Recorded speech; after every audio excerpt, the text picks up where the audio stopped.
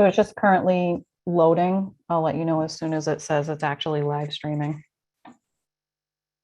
Okay, we should be good. Okay.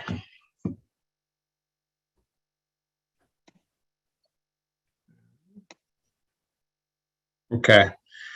All right. Good evening, everybody. Thank you for joining on to tonight's Board of Selectmen meeting here. We'll eventually have a joint meeting with the Energy Committee as well here on Wednesday, January 19th, 2022. Per Governor Baker's order suspending certain provisions of the Open Meeting Law, General Law, Chapter 30A, Section 20. The public will not be allowed to physically access this Board of Selectmen meeting. Public comments and questions may be submitted to the board in advance of the meeting by completing the Google form prior to the meeting by Tuesday, January 18th, 2022 by 4:30 p.m. Also, the meeting will be broadcast live via Seacon Cable TV 9, streamed live on TV9's Facebook page, and streamed live on the Town of Seaconk's YouTube channel. Mass General Law, Chapter 38, subsection 20F, requires any person recording must notify the chairman at the beginning of the meeting. Seeing no hands, I'd like to call the meeting to order. Could somebody please read the board and committee openings? Volunteers are needed on the following. Board of Health, 1 Board of Selectmen. Capital Improvement Committee, 1 Board of Selectmen, 1 moderator. Commission on Disability, 5 of 13 Board of Selectmen. Conservation Commission, 1 Board of Selectmen. Department of Public Works Building Committee, 3 Board of Selectmen, 2 moderator. Economic Development Committee, 5 Board of Selectmen. Energy Committee, 2 Board of Selectmen. Historical Commission, 3 Board of Selectmen. Human Services Council, 1 Board of Selectmen. Parks and Recreation, 1 Board of Selectmen. Recycling Committee, 2 Board of Selectmen. Zoning Board of Appeals, 2 alternates. Okay, thank you. Can we just do a roll call since we're on Zoom? Yes, absolutely. Roll call just to acknowledge attendance, please, starting in the same way we are sitting in the room. Michael Healy, aye. Adam Petronio, aye. Chris Zora, aye. David Andrew, aye. Justin Sullivan, aye. Thank you. Before we go on to general business, in order to keep this clean for motions and seconds, I'm going to ask that motions for any kind of promotion or, essentially the items A through J, primarily here, but that the primary motion be made through by Chris Zora with a second by Mr. Petronio. We will obviously open up for discussion. If you do not wish to second Mr. Petronio on something or make a motion, Mr. Zora, please let me know, but I think that'll help keep this clean and easy for everybody at home so that we're, trying to keep things smooth as we go through each item. So any questions? Seeing none. Okay. Item A, consider the promotion of Lieutenant Jeffrey McGill to Fire Captain. Mr. Kadim, do we have Chief Lowry on? We do. Yep. I'll turn it over to Chief Lowry so she can speak to the items A and B.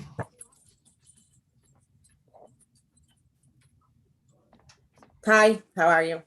Hi, Chief. Hi, there I am. So good evening, Mr. Kadim, Mr. Chairman, and board members. In October of 2021, I was appointed to the position of Fire Chief. This appointment left the Fire Prevention Captain's position empty. A written and oral examination was conducted for the captain's position, and the results of the process identified Lieutenant McGill as the #1 candidate on the list to be promoted to the rank of captain. Lieutenant McGill began his career on March 22nd, 2007 as a firefighter paramedic.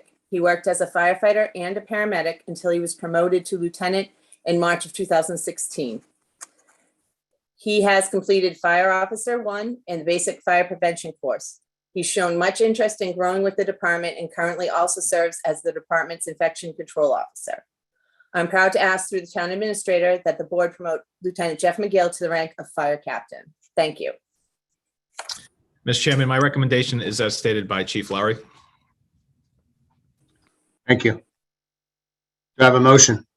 Can I have a motion to promote the promotion of Lieutenant Jeffrey McGill to Fire Captain, effective, when is this effective?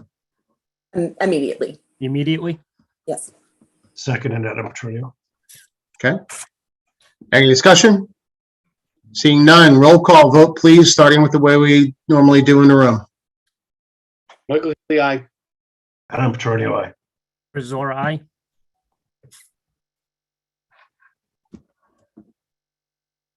David Andrew, aye.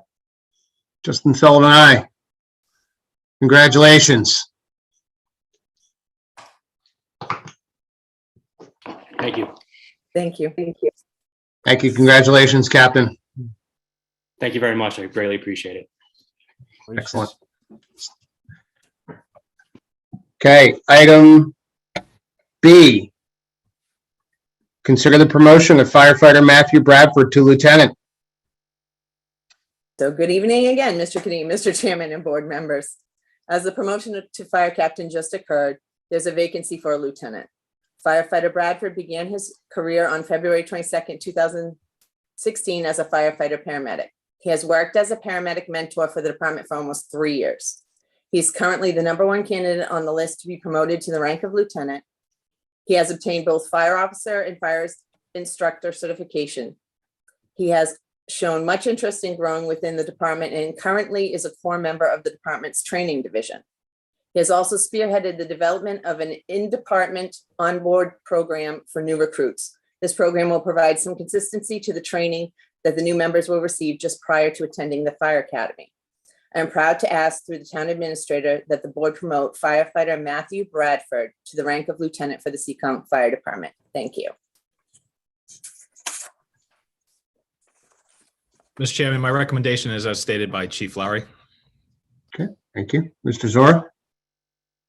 I'd like to make a motion to consider the promotion of firefighter Matthew Bradford to lieutenant immediately. Seconded, Adam Petronio.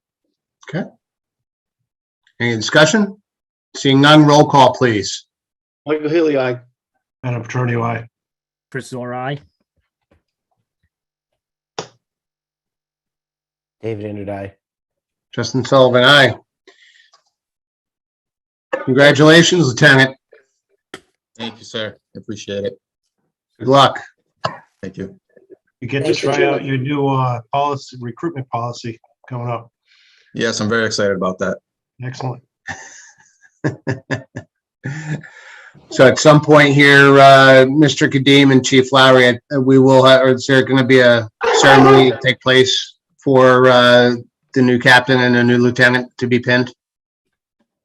Hopefully, once we go back to in-person's meeting, I would love that. They do deserve their family members to be present. Agreed. So, okay. We'll make sure we circle back and do that once we can get back in person again. Thank you very much. All right. Mr. Chairman, I think Mr. Healy had, Selectman Healy had his hand up. Sorry, Mr. Healy. Mr. Chairman, I think the chief just clarified that, and I think you just did. Without a doubt, there actually needs to be a public display of a swearing in and official pinning of these gentlemen for the level of achievement they've made within the department. And I think it would only be right that it's done in public when we have a chance. Thank you. Agreed. Thank you. Thank you. Okay. Anything else? Seeing none. You good, Chief? Okay, she's good. All right. So item C, consider rescinding the conditional offer of employment for Miriam Henry for the position of Senior Secretary with the Planning Board and Zoning Board of Appeals. Mr. Kadim. Mr. Chairman, board members, the board had just recently given a conditional offer of employment to Ms. Henry. Based on our notification to her, she was unaware that she was going to be offered a higher position in the company that she was currently working in. And, you know, it was a good opportunity for her with significantly more pay, so she couldn't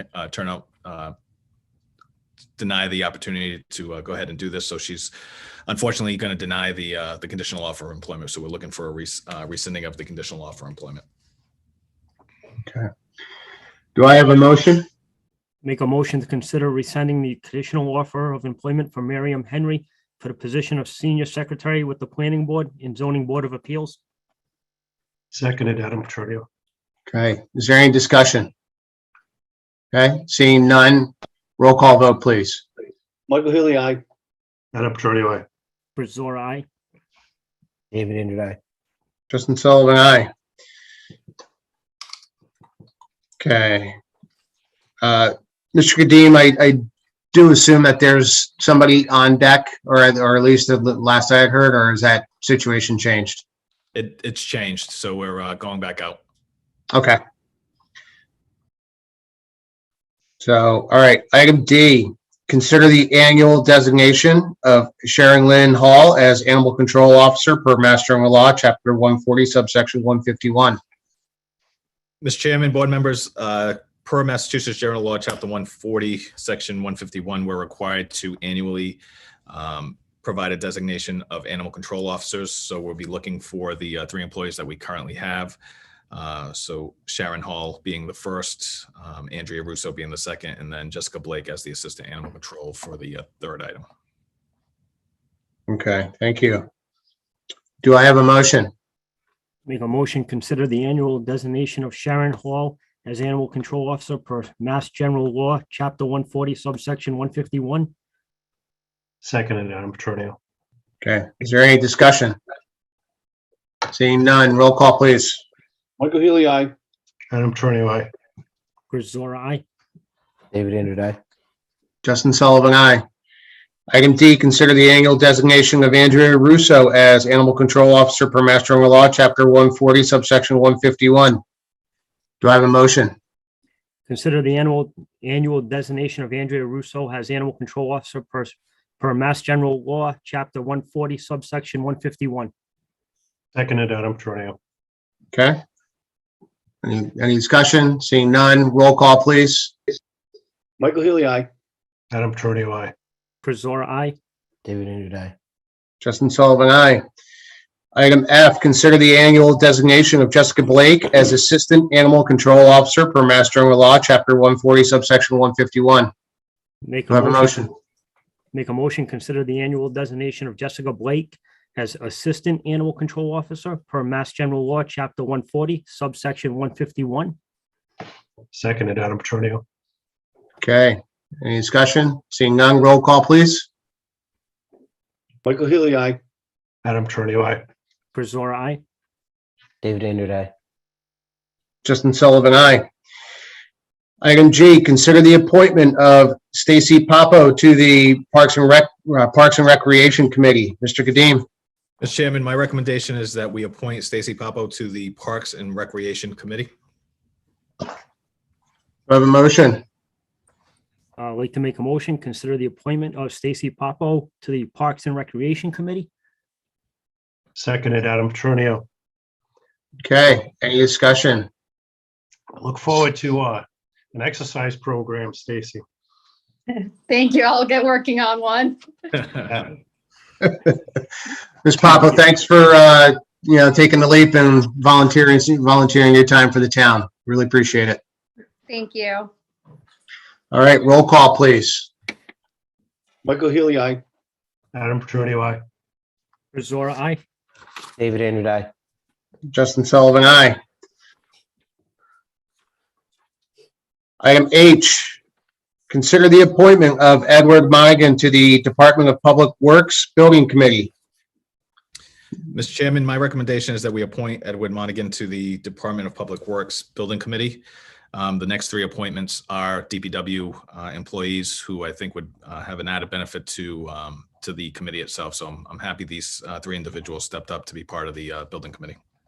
Okay, and Mr. Kadim, just to be clear that this is now the 3 appointments from the Board of Selectmen. The town moderator has 2 to be made on his behalf as well? That's correct. Okay. So do I have a motion?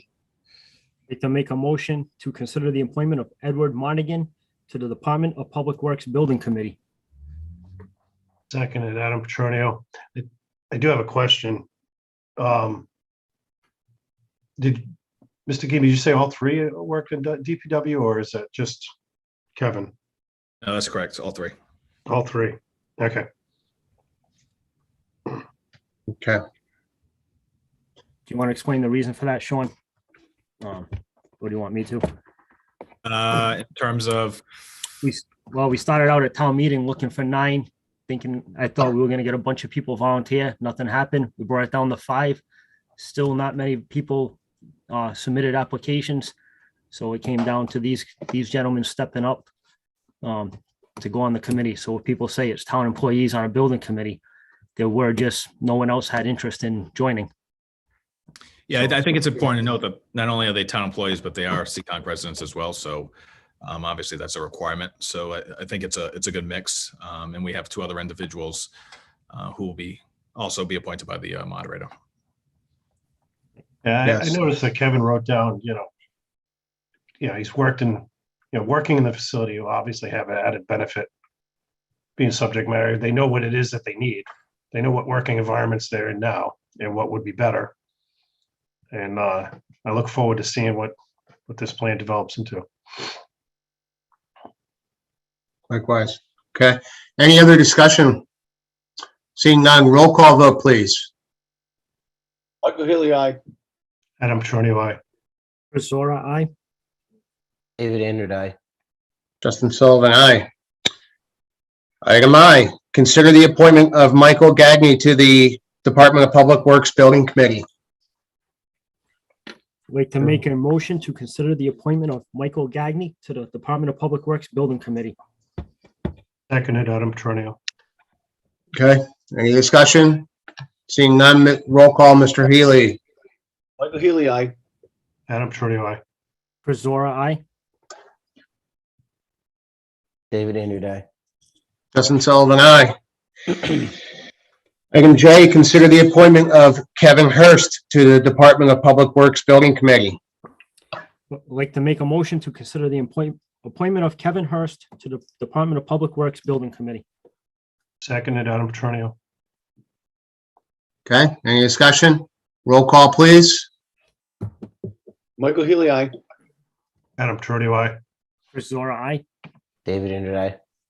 Justin Sullivan, aye. Okay, item K. Consider the request for a one-day special permit for Gary Manesian Ocean State Multisport to conduct 2 road races to be held on May 15th, 2022 and August 7th, 2022, with a start to be located at the Newman YMCA, 472 Taunton Ave. Is Mr. Manesian on? I am here. Can you hear me? Yep. How you doing, Okay. sir? I don't think the video's working, but I am here. Okay. Just want to give a brief rundown for everybody with regards to both of these events. Yes, so they're just our annual events that we have at the YMCA. It's the identical same courses that we've had for the last 11 years. So we haven't changed anything. We just had our last 2 road races on December 12th and New Year's Day, and they both went very well. There was no problems, no issues. And we do contact people to see if maybe they caught COVID or anything, but we haven't had any complaints about COVID in road races.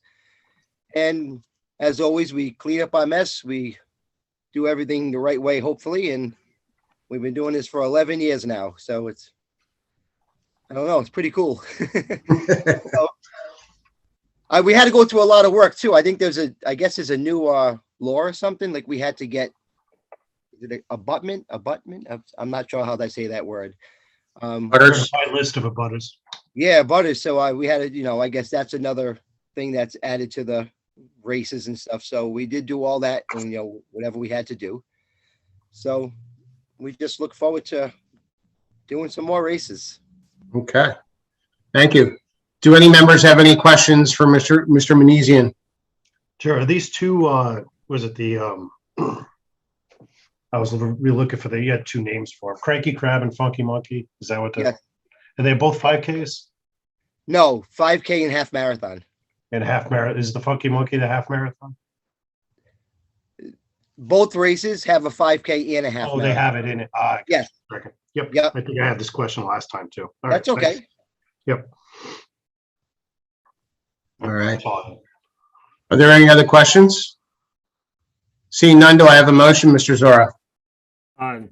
Make a motion to consider the request of a one-day special event permit for Gary Manesian Ocean State Multisport to conduct 2 road races to be held on May 15th, 2022, and August 7th, 2022, with the start to be located at the Newman YMCA 472 Taunton Ave. Seconded, Adam Petronio. Okay, any other discussion? Seeing none, roll call, Mr. Healy. You're Can't muted. hear you. You're mute. I understand that. I was blocked for a second. Can you guys have any patience? Aye. Adam Petronio, aye. Chris Zora, aye.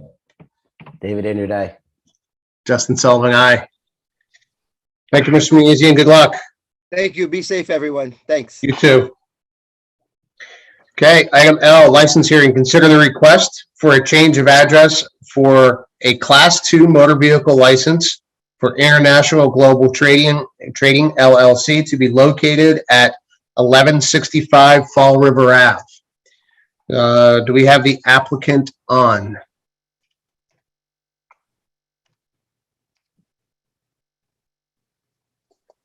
Hello? Hello, sir. I'm sorry, can you state your name, please? Oh, I'm sorry, yeah. John Vanikiotis. Okay, how you doing, sir? Good, how are you? Sorry, I'm not new to the Zoom thing. Nope, that's okay. So this request, can you just kind of briefly state for the, for the record and for people watching at home here what the request is for? Yeah, absolutely. So I've been in business now for about 6 years at 54 Only Street at the Briarwood Plaza that my family owns. And I'm moving my license. It's a wholesale only. I just sell cars to other dealers. There's no cars ever kept on premises. It's more just of a wholesale dealer to dealer. And my other family owns a shopping center on Fall River Ave that's been vacant for quite some time. So I just acquired the space, and it's above the barber shop on Fall River Avenue. Okay, thank you. Do any members have any questions? Seeing none. Sorry, there's Mr. gonna be Andrade. So absolutely no vehicles are stored on site. And this is basically just a business use. Yes, correct. Where I was before on Only Street, it was just dealer to dealer. Yeah, there was never any cars on site. The only thing I had was a sign in the window. Okay. So essentially, as explained to me, Mr. Andrade, prior to this application being put on tonight, it's a broker's license, more or less. Right. So, are there any other questions? Okay, seeing none. Mr. Zora, do I have a motion to approve? Yep, consider the request for a change of address for the Class 2 motor vehicle license for International Global Trading LLC to be located at 1165 Fall River Ave. Seconded, Adam Petronio. Okay, any other discussion? Seeing none, roll call, Mr. Healy. Michael Healy, aye. Adam Petronio, aye. Chris Zora, aye. David Andrew, aye. Justin Sullivan, aye. Okay, item M, joint meeting with the Energy Committee to discuss a proposal to develop a solar photovoltaic project at the landfill property located at 0 Fall River Ave, Plot 11, Lot 56. I guess the question here is, do we have a quorum of the Energy Committee? And if so, then they would need to open up their meeting. Charles Beecham here, Chairman. Can you hear me? Yes.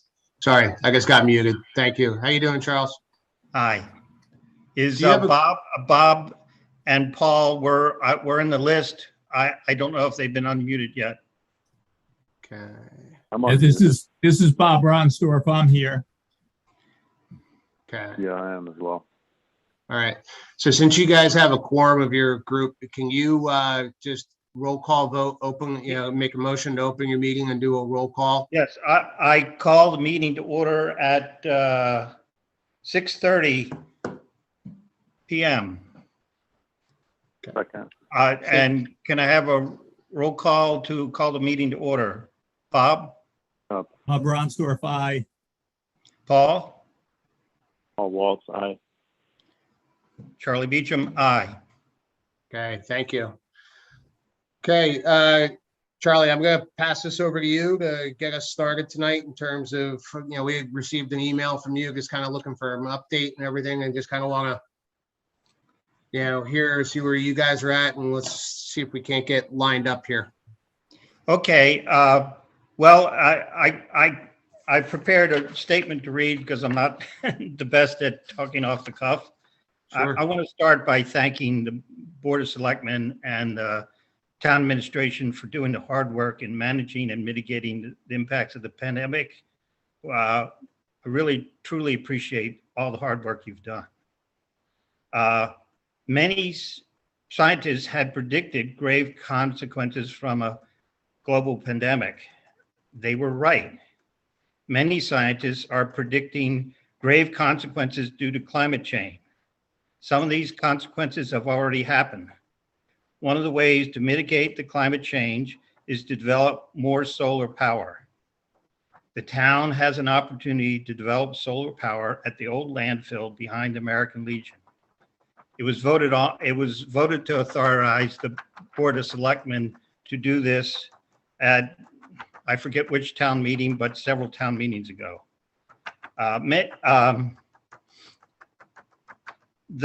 Even if you do not believe in climate change as a man-made issue, you cannot argue with this opportunity to develop a revenue source for the town.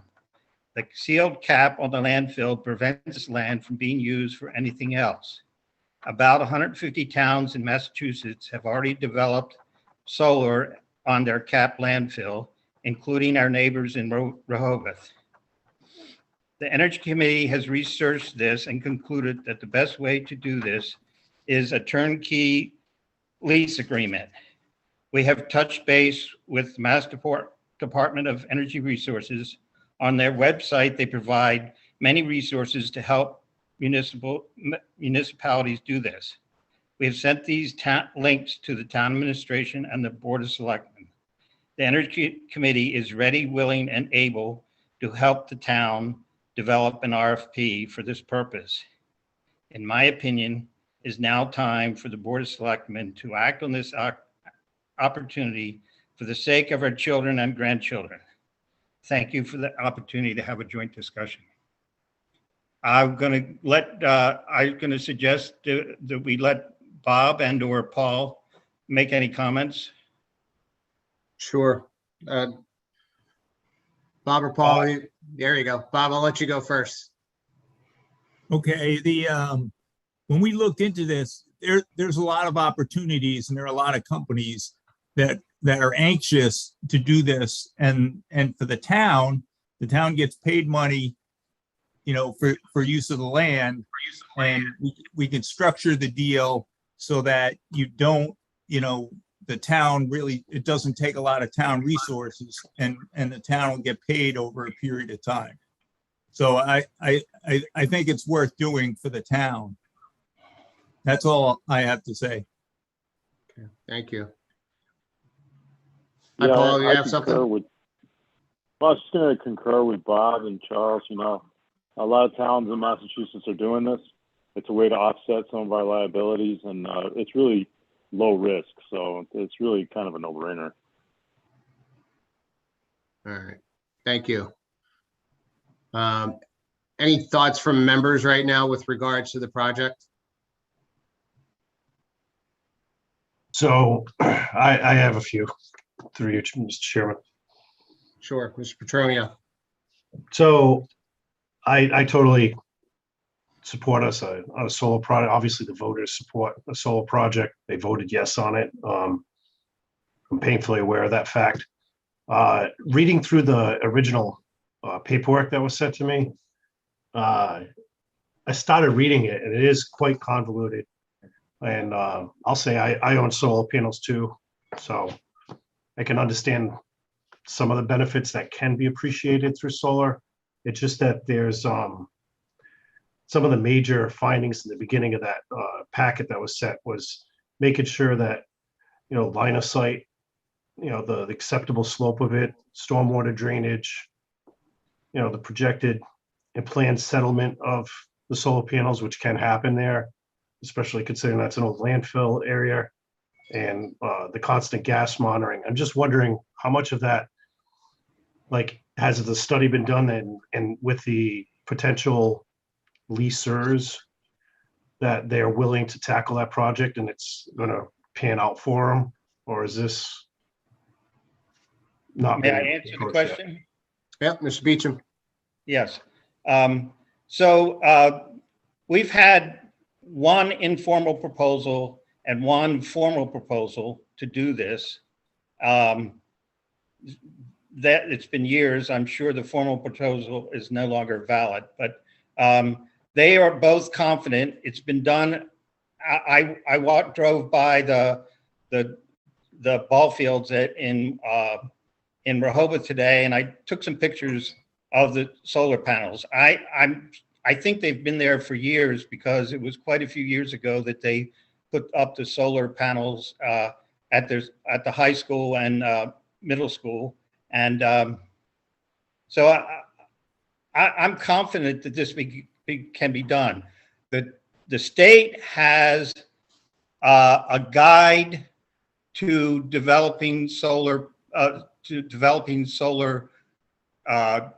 panels at photovoltaics at landfills. They have a specific guide for doing this.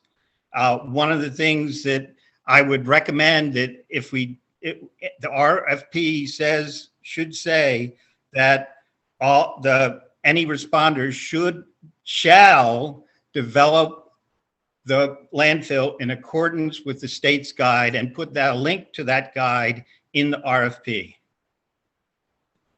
Totally get that, Charles. I'm totally on board with it. As a matter of fact, that's what I was reading, was that state guide. And even that state expert had said that, it's important that whoever's going to be the leaser does a site visit to see these things so that, there's line of sight for the sun coming through. It's southerly facing. I know that there's some vegetation there. I don't know. I don't know. I'm not convinced that's happened. Maybe it has, but I don't know. If I could, those are all design Andrew? parameters. Those are all design parameters and things that the design team that's going to set this up would be responsible for doing. As lessees of the property, Mr. Kadim, are we required to go with public bidding laws as far as putting this out there in an RFQ process, correct? That's correct, unless we went with an ESCO company that we were trying to use it as part of a energy reducing measure. To offset costs of our own energy consumption. Yep.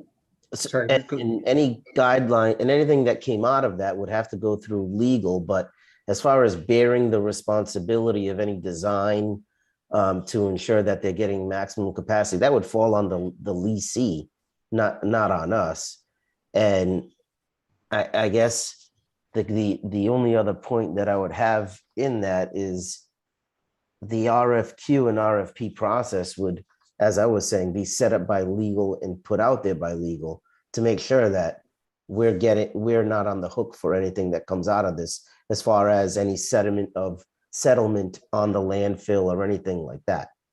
So right now, we haven't done anything with it because an RFP has to be generated and put out. So who's responsible for the RFP? Well, We would hang be on, responsible. but I also think that, there's another thing that we need to make sure we're considering, right? Is that we do have a DPW project that is working on the same land. So, that being said, a lot hasn't been done with it because I know, there's been discussions that we've also been waiting for that DPW project to get off the ground and get moving because we're working around similar space. Sir, it's not on the same land. The landfill is behind. It has the same access. Correct. But not on the same land. It's Correct. a separate plot of land. And depending on the turnaround with the way that the site is situated, it almost seems like you may be able to get this system up and running before. I mean, we haven't even started breaking ground we haven't even started with design on the DPW building. So there is the potential you could probably get both of them in sequence and not on top of one another. Right, and I think that's really a part of it. I don't think there's an issue here, at least from my point of view. And before I go any further, Ms. Torrance, I see your hand up. I'm gonna come to you in just a minute, I promise. So, the issue is not getting the solar panels and addressing that, right? We have to go through a process and everything. It's a timing process. It really is, to me, it's timing in terms of, where we are with DPW, because with, if we're gonna have to play, I mean, part of the things we have to do here as a board is prioritize the projects in which we're gonna undertake them, right? And I don't want to get into a situation here where we're working on a DPW project and, because we already put in the solar panels, that could impact the footprint or how we're gonna go about it, or what the approach would be for the DPW project. I think that, it can work hand in hand, but by all means, I think we need to make sure that we're leaving all of our options open for what's going to be a very large ticket DPW project.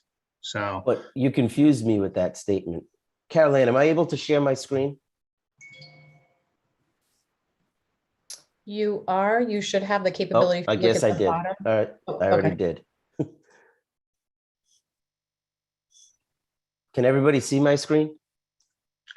yeah, Okay, so, I mean, when the RFPs are written, and it would just be and forgive me, Carol Ann and Sean, but it would just be the team at Town Hall working with legal to ensure that the RFP is written to limit the extent of the solar panel project in the RFP to this area, and it would have no bearing on the DPW project.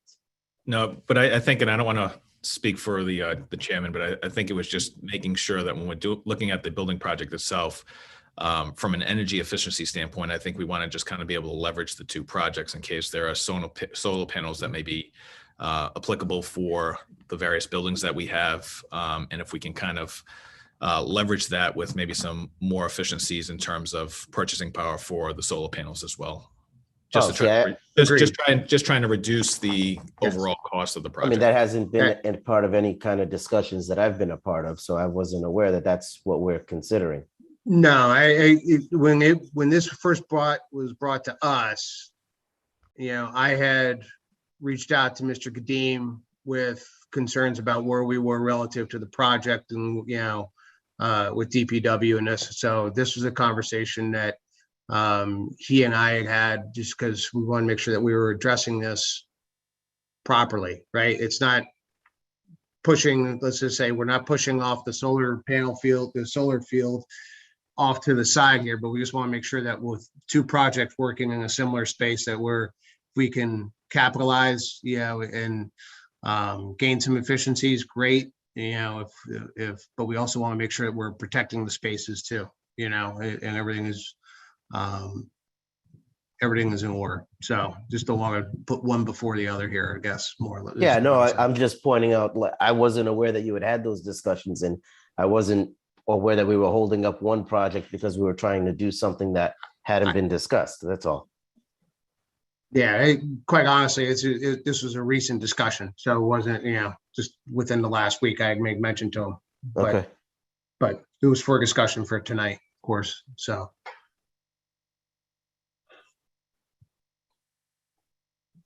All right. Mr. Andre, do you want to unshare your screen? Yes. Where's that button now? Stop share. There we go. Okay, there we go. Got it. So, Mr. Kadim, actually, before I go any further here, Ms. Torrance has had her hand up. So I'm going to go to Ms. Torrance first, if we can ask. Hi, Ms. Torrance. Hi, I guess I can't show my video. So anyway, my name is Martha Torrance and I live at 462 Ledge Road. And I just wanted to say, first concern was not quite understanding why there's been such a delay on having this happen since it was voted on a couple of years ago. But it is reassuring to hear you all speak tonight that you do support the project and that you'd like to move it forward. So I just, given the discussion that just happened, just worried that it might, if it's going to be coordinated with the DPW project, I'd love to get a feeling for when you think an RFP could be issued on this and it can move forward, because it's, the town needs to catch up to other towns and what they're doing, and it's a source of income for the town, and it's not going to cost us anything. So seems like it's a no-brainer to do it. Cool. Yeah. I think we were about a year, it was about a year ago, maybe two town meetings ago, but everything got rolled up. It may even been less than that, but yeah, the project is slated to go forward because that's what the residents have voted on in town meeting, right? So we just gotta, work through the process here, and I'm gonna go to Miss Lapp here in a second, and then I have a question for Mr. Kadim. So, Okay, so just one follow-up, is just at some point, I don't know, how can we find out about the timetable once you decide on the timetable?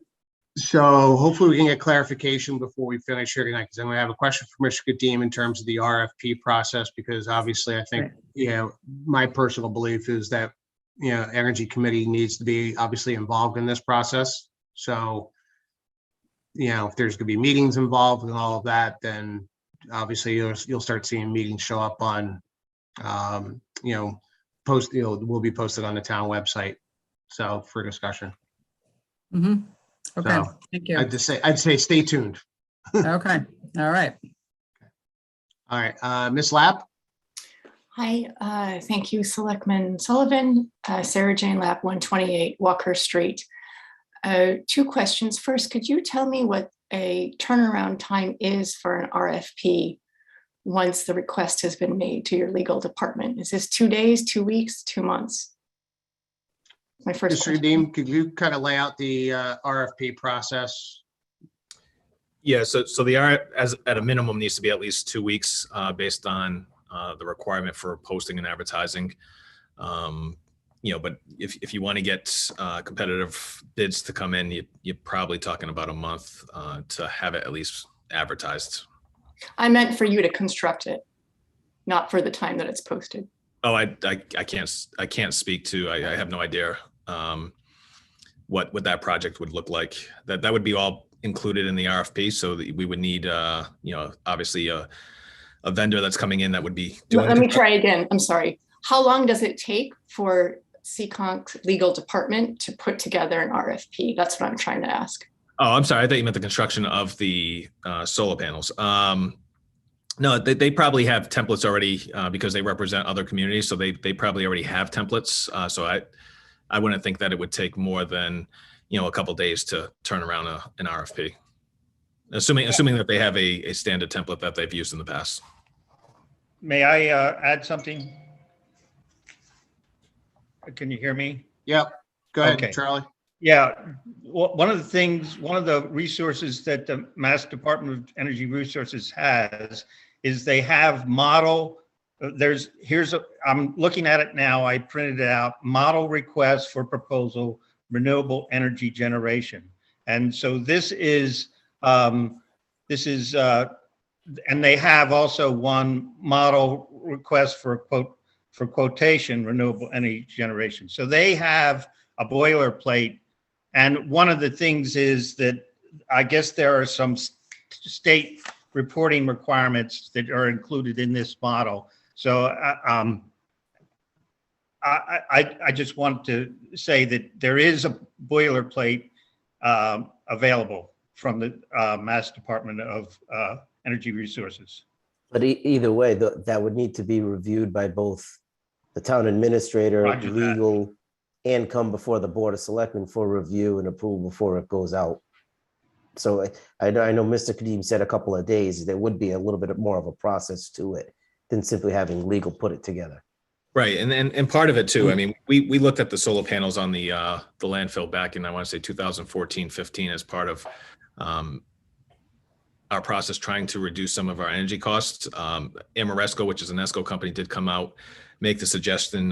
But at that time, Massachusetts was changing the SREC program, so the feasibility of it didn't make sense from a financial standpoint to put the solar panels out there. So one, we would need to revisit it, but there's a lot of negotiation that goes into it in terms of how much of that renewable energy will be receiving payments, and then also the assessing portion of that. So there's a lot of negotiation that's involved, and it's not just simply putting up of the solar panels. So,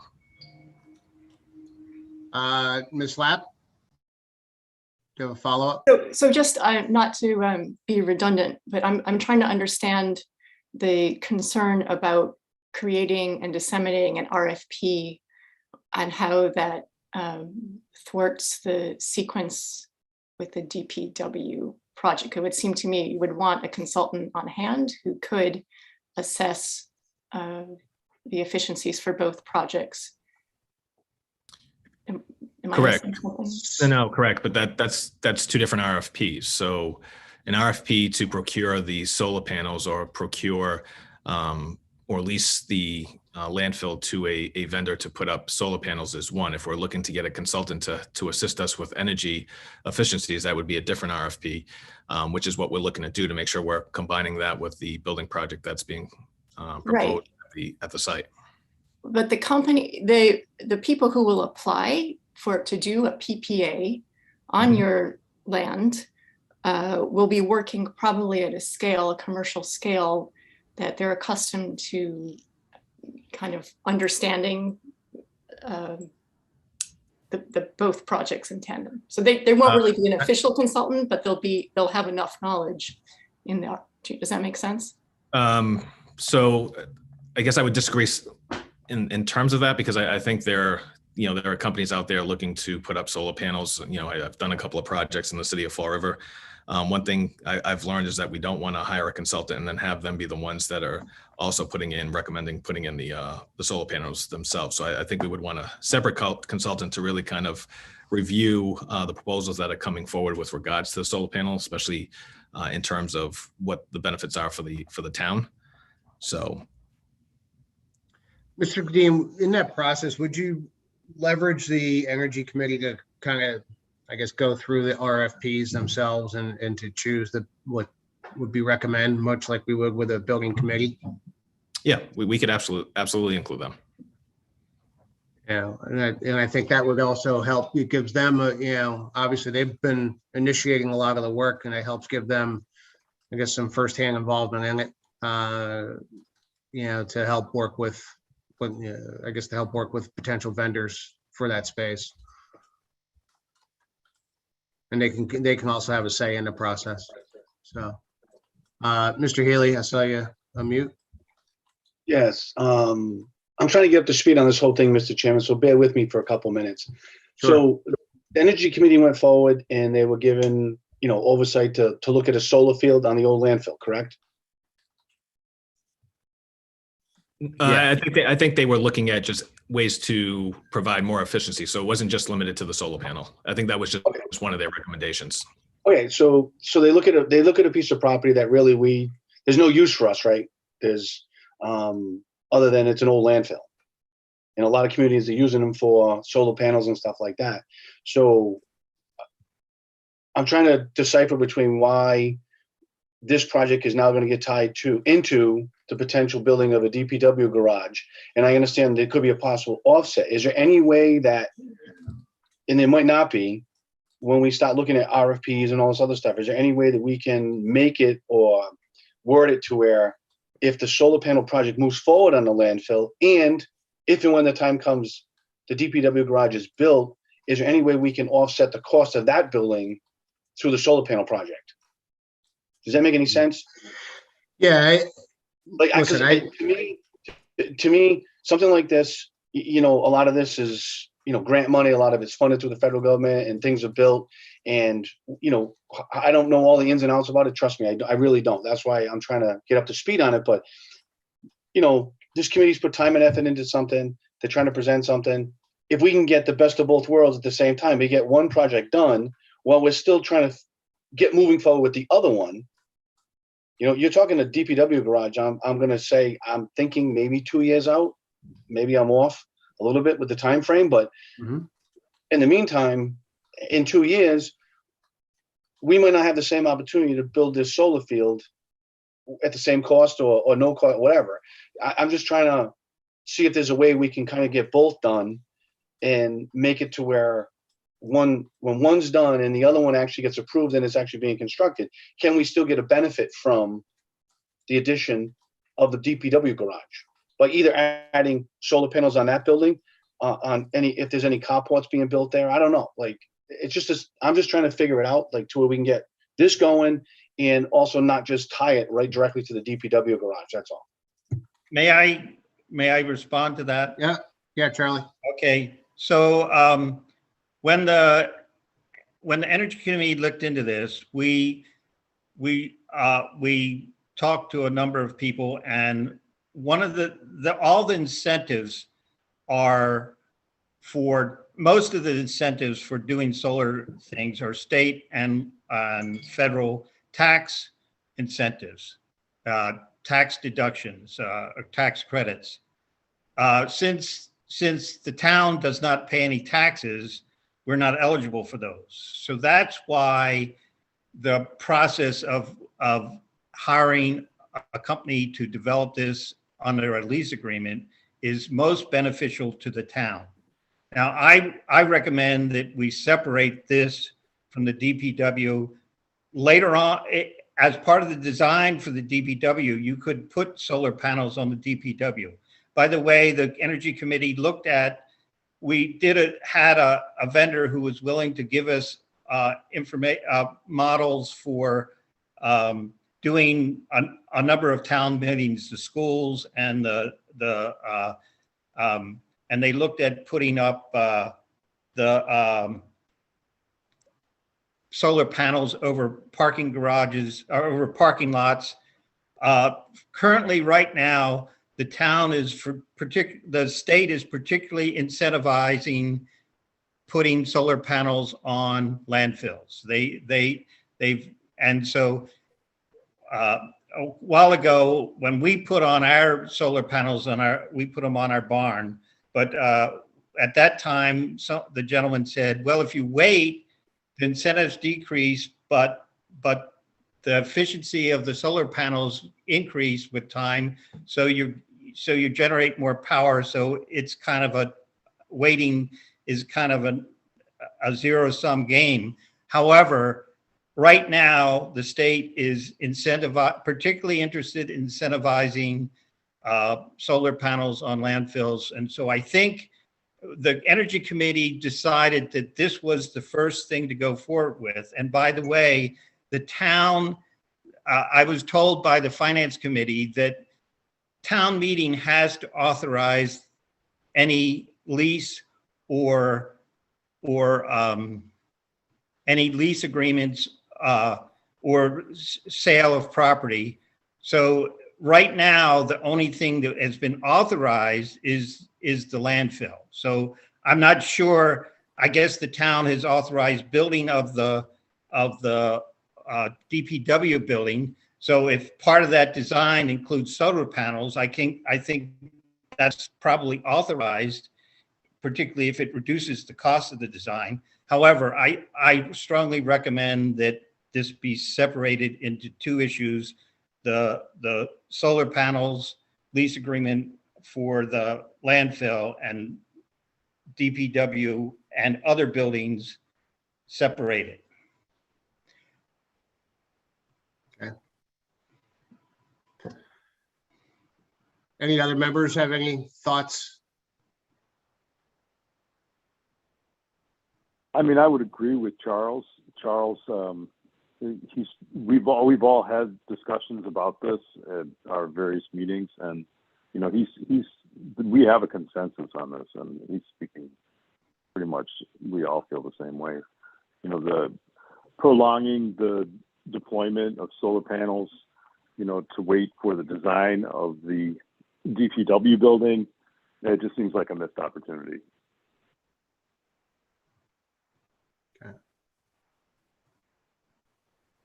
All right.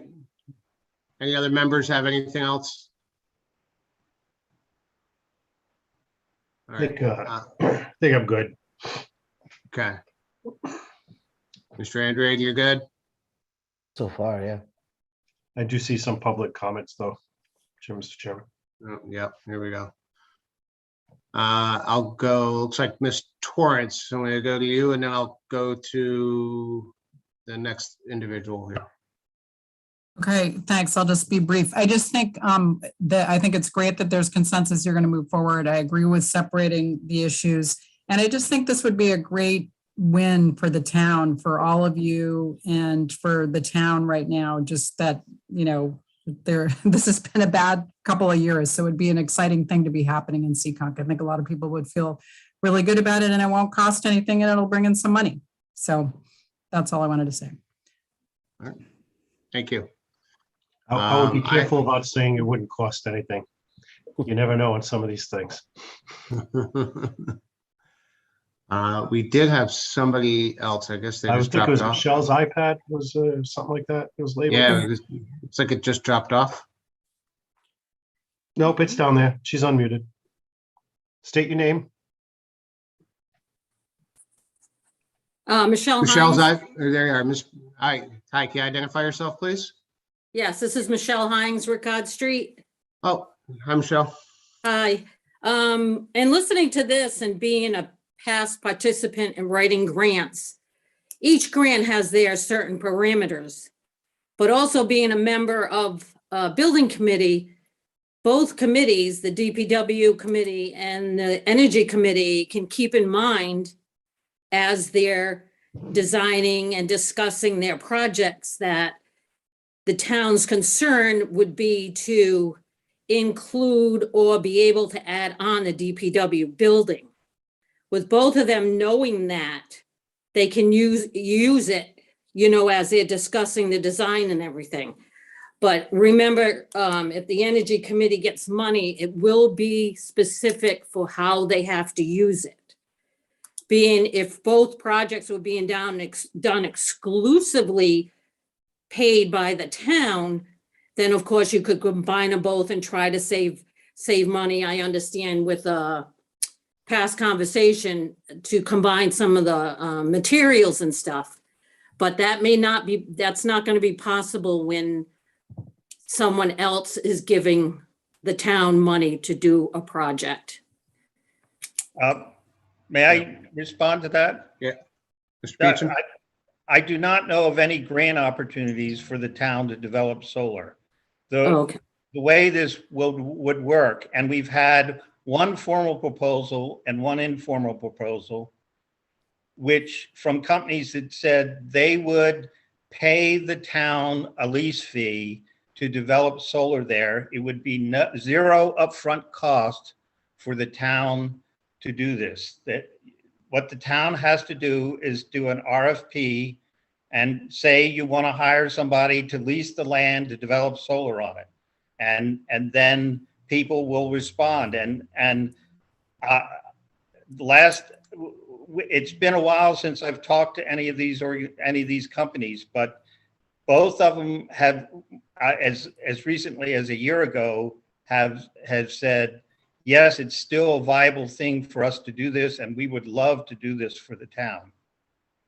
They will make money at it, yeah, and pay the town for the privilege of developing the solar. Now, there's different ways the town may or may not get some of the land, some of the energy cost deferred. It depends on the lease agreement, and that's in the devil's in the details, which the Board of Selectmen will negotiate in a closed session, I presume. But we need to put out the RFP. That's the first step, and then see what people come back with. Okay. Mr. Kadim? Yeah. All right. So at this point here, do you just need the authorization from Board of Selectmen to initiating RFP process for the, for the solar field? Sure. I thought it was just for discussion, but whatever the board is willing to entertain.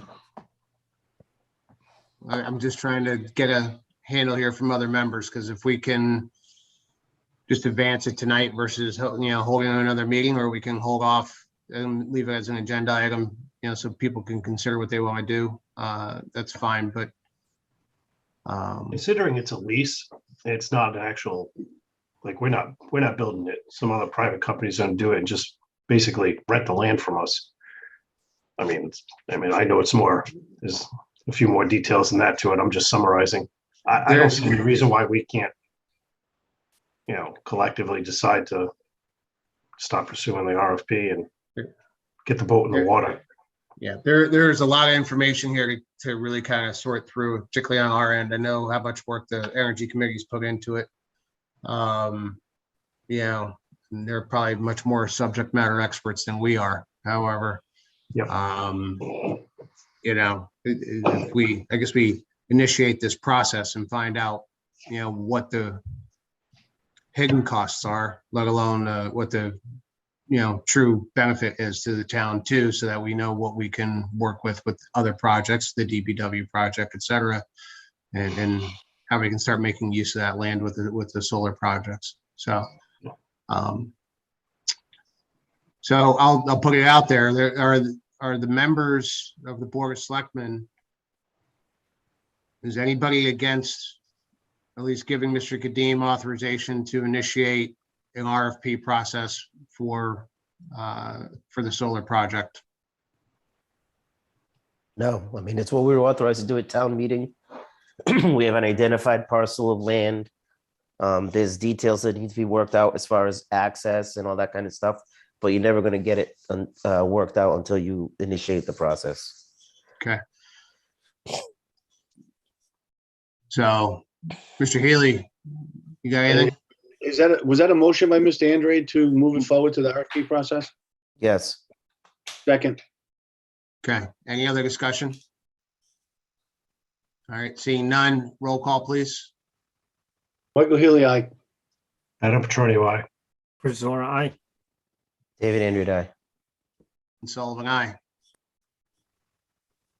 Well, thank you, gentlemen. I'm going to call the joint meeting with the Energy Committee, the Energy Committee portion of this to adjourn. Do I have a roll call? Bob? You might be on mute. Is Bob still on here? Yeah, he's on mute. Paul, do you vote to adjourn? Yeah, I second and vote for adjourn. And I vote for adjournment. Yeah, and so do I, Charles. I forgot. Okay, Cheers, so Bob. our meeting is adjourned at 7:08 PM. Thank you, gentlemen. All right, gentlemen, thanks for Thank taking the you. time to join us tonight. Thank you. Okay.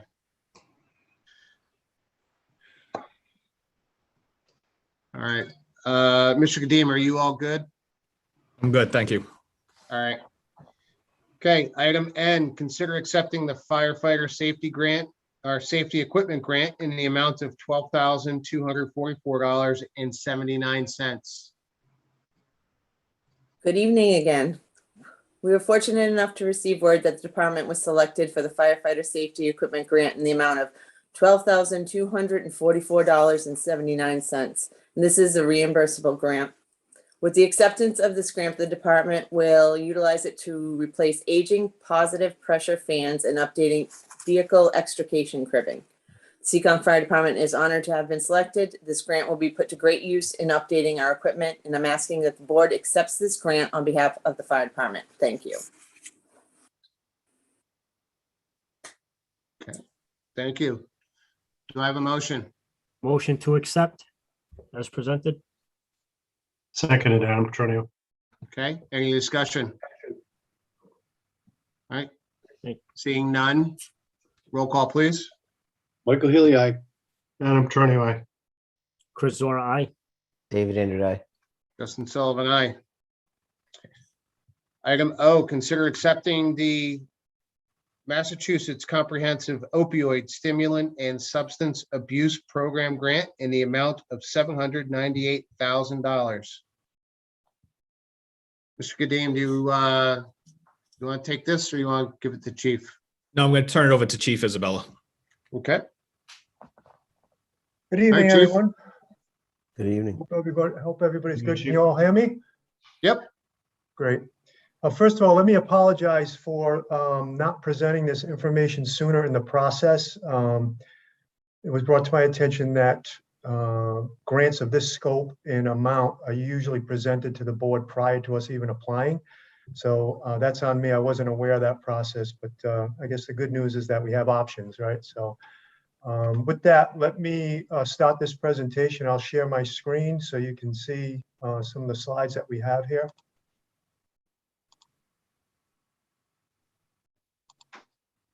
Can everybody see that? Okay. Yes. Great. So a COSAP grant is a comprehensive opioid stimulant and substance abuse program grant. It's a grant that's given by the Department of Justice out of the Bureau of Justice Assistance, and it's to help a law enforcement-led response to both the opioid crisis and obviously mental health crisis, which is, as we all know, one of the leading issues facing law enforcement today and communities across the country.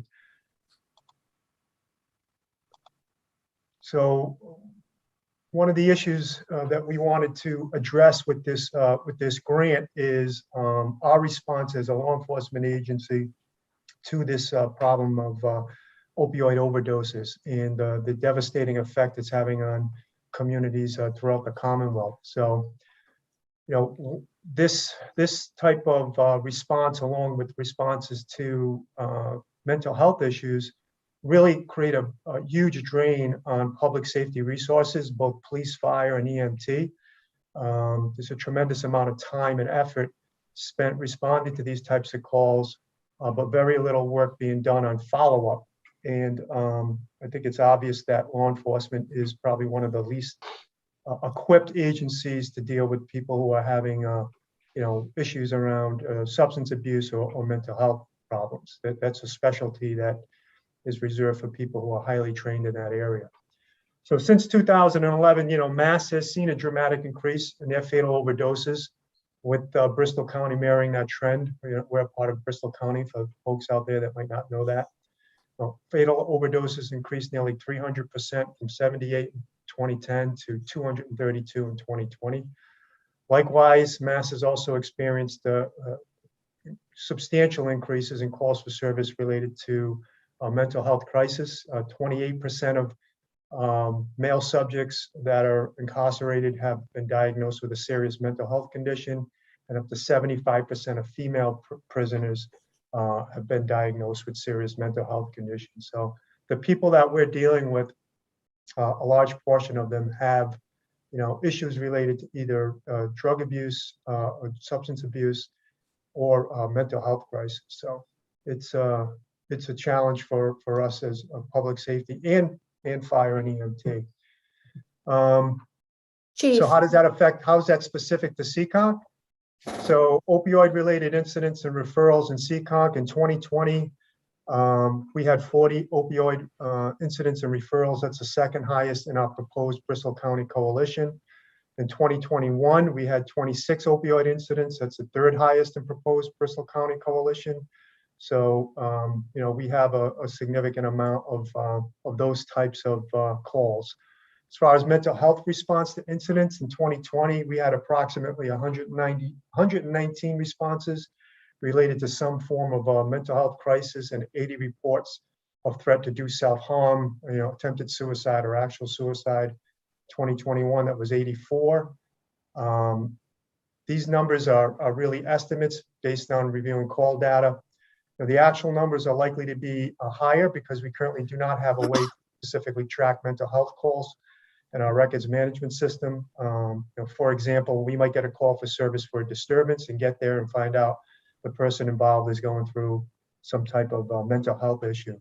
The addition of the SIMS behavioral health module, which is part of the tracking system that this grant would be used to continue to fund, They just created a behavioral health module that will allow us to actually track those mental health calls much more closely and accurately track that data associated with those calls. So that's they just created that as part of the SIMS model or part of the SIMS tracking system January 13th. So there's some good timing there. So the grant overall overview of the grant, it's a Bureau of Justice Assistance fiscal year 21 COSAP grant. The award amount is $798,156. The project period is from 10/1/21 to 9/30 of 24. It's a 3-year grant. And the grant will fund the development of a regional co-responding program to address the opioid overdoses and mental health crisis calls for service in the following Bristol County police agencies: Seekonk, Somerset, Swansea, Rehoboth, Mansfield, Dayton, Easton, and Fairhaven. That's the Bristol County outreach. Here's the program abstract. Like, this is basically what we hope the program would consist of. The program obviously is something that we create based on the hub model and models that are being used in other COSAP locations in the Commonwealth. But the program overview would basically be an outreach opioid intervention mental health program with an 8-town collaborative. This law enforcement-led post-overdose outreach would facilitate access to treatment for those struggling with substance use disorder, mental health crisis, while also aiming to reduce the number of repeated public safety contacts that these issues frequently generate. The town of Seekonk will function as the applicant agency and fiscal agent for the grant for the identified collaboration on behalf of all 8 municipalities. Contracted services would be the contracting of a project coordinator, a clinician and recovery specialist responsible for day-to-day administration of the program. The project coordinator will be responsible for supervision of the recovery specialist, as well as oversight and management of the post-overdose mental health outreach efforts and the SIMS data. The outreach team, each team in a jurisdiction will consist of a trained outreach officer accompanying a clinician or recovery specialist who will conduct overdose follow-up outreach home visits, ideally within 72 hours of the overdose or mental health crisis event. They'll offer resources, they'll offer access to treatment, they'll offer the distribution of a harm reduction kit, which includes first aid supplies, Narcan and resource information packets. This is really important because that's when, when folks experiencing these types of crises, they're most acceptant to receive services and get into services. So having outreach that directly connects them with those services is really important and very impactful in dealing with this problem. SIMS is a program model. It's actually a computer model that that tracks referrals and tracks the overdoses as they occur in different jurisdictions. The SIMS software is used in over 350 police departments right now in the Commonwealth. It's been in use since 2015, and it's greatly aided, as I'll show later, some other COSAP jurisdictions in really helping making their programs successful.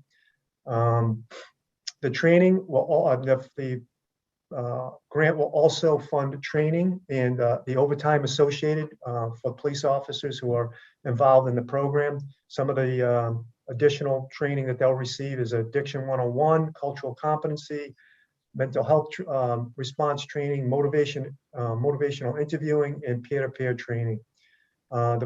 Again, like I said, the program also funds officer overtime related to participation in the training program and outreach efforts. And last, in one of the most important parts of the project, is it allows us to contract with a research analyst. The research analyst will support the contracting of a research partner. Will assist in developing the goals and objectives of the program, the performance measures, developing evaluation plans, collecting and analyzing baseline data, and conducting continuous research to assess the achievements of the program, and providing constant feedback to the project coordinators. They will also assist in the selection process for a program director. The program flow chart looks like this. So an incident occurs, it's reported into the SIM system. There's an automated communication with hospitals to determine follow-up status. Is follow-up warranted? If no, it would be if the person's in treatment hospital where they're actually in services already. If they're incarcerated, obviously if they're deceased, if they're out of the program area, or the incident occurred before the program starts. If it is yes, there's an automated communication with a follow-up and recovery team. They plan a visit with the person, a visit with the family and friends who are associated with that person to help bring a higher level of follow-up service to the folks who are experiencing these issues. So COSAP in action, this program has been in effect in other counties since I believe 2015, and really supported by COSAP since 2019. So there are 4 other Mass counties that currently have outreach programs supported by COSAP grants. It's Essex County, Plymouth County, Franklin, and Worcester counties. Plymouth County is one of the probably most successful models out there. They've been involved in this. They've had obviously a huge problem that they needed to address, and they've adopted the program. And some of the parameters that some of the goals that they've hit is they've had over 5,000 attempted follow-ups to overdoses. 48% were successful in reaching somebody associated with the overdose or referral. They successfully did follow-ups with 68% where the individual overdosed, which is really, really important in regards to the timing. And also 44% involved families and friends, which we know can make a huge difference in getting a person into services. Of those who overdosed and were referred and who contact was made, over 60% accepted the services from the outreach team. And from those family and friends who were contacted, almost 80% accepted the services and support from the outreach team. So that's a really high success rate in regards to the amount of people who are actually accepting the services, and it makes a huge difference in those folks not becoming part of the criminal justice system, or people who we would have to continue to deal with on a ongoing basis. So while one of the most important outcomes of this type of approach is saving lives. So Plymouth County has experienced a 22% decline in fatal overdoses and an 11% decrease in non-fatal overdoses, compared to a 1% decline in fatal overdoses statewide over the same period. And that would be largely because of this program that they have through COSAP. Our goals and objectives would be to formalize the Bristol County Outreach Coalition management structure and staffing. We have the measure there, which would be to get our project coordinator, recovery coach hired to complete the project team and finalize the program models and the documents associated with the MOU and the standard operating procedure. Goal 2, develop the outreach program fully offering services and increase access to treatment for individuals. We have some, obviously the measures associated there. Goal 3 would be to increase the percentage of attempted post-incident follow-up to at least 50%. It's currently 21% amongst the Bristol County outreach. Goal 4, increase the percentage of individuals who accept services from the team of outreach to at least 60%, and reduce, most importantly, the prevalence of fatal and non-fatal opioid overdoses and repeated contacts with public safety resources. All of this information also, as you know, a comorbidity to substance abuse is mental health issues. People who are having issues with different types of diagnosable mental health illnesses. And so this program would look to dovetail both of those services into a comprehensive outreach program. So with that, that's the end of the presentation. I'll stop the share and take any questions that you might have in regards to the program. All right, thank you, Chief. Do any members have any questions for the chief? Mr. Chairman, I have a couple. Yep, Mr. Healy. My understanding, this looks like a regional grant. It is. Well, it's a regional coalition. We applied for the grant and received letters of support from the other municipalities. Okay, so is Seccong going to be the manager of the grant for all the other communities, Chief? We're the fiscal agent. The program manager is, we'll do all the work for the program itself, for all the different municipalities, but Seccong is the grant manager and the fiscal manager, correct? Okay, is there any matching cost for the town to this grant, or is this just totally funded through a grant? There's no additional cost, everything's covered through the grant? That's correct. Everything is covered through the grant. It's a drawdown grant. There are no matching funds required. Okay.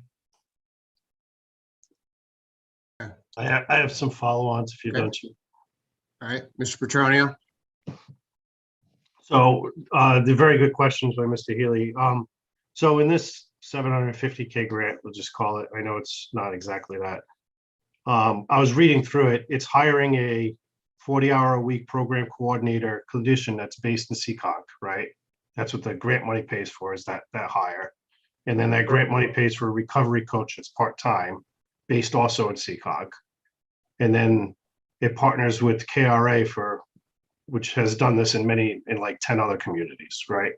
That's correct. We would be executing contracts with, those would be employees of the town. They would be contracts that we would execute. They would be contracted by the grant. The grant would own them, not us. Correct. Right. Could you elaborate on that? What do you mean the grant would own them? Well, the grant's hiring. The grant money's hiring.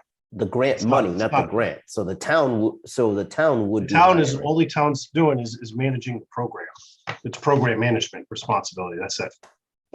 And the grant funds a coordinator for this that works the program for 3 years. Correct. For however long the money lasts for, apparently. Right. And at the conclusion of which they either redo a new grant or it would fall on the town to fund, correct? Yeah. No. If we wanted to There's stay in no place? there's no obligation for the town to continue the program after the grant expires. The hope would be is that we could apply for a new COSAP grant and receive funding through that. That's been done through the other counties that I talked about earlier. So there is no obligation for the town to continue to fund once the grant is fully executed. Chief, just another question with regards to the funding on this. Does the funding also cover man hours used by our officers that are related to satisfying some of these calls and what's going on, or how does that work? Yeah, so there's money in there for police overtime associated with the co-response, and also the police training that officers will go through. So 100%? 100%, correct. They were like, what did I read? Like 3 or 4 different types of training. That's yeah. I mean, we build the model. I mean, we're going to base the model on the hub model, which is basically what Plymouth County and the other counties have used. It's been very successful, but we can tweak that model for what would be specific to the Bristol County Coalition. Now, just to be clear on the grant money, this grant money not only funds that for Seccong, but it's for the other towns in this entire coalition too, right? Correct. So the other police departments in those towns will have access, like when they're police on. Okay, just yeah. And I think that's where I was some of the questions, and I sorry for interjecting earlier. No problem. I know you had questions, but when you were saying that, it jumped out at me like, hold on, the grant's not.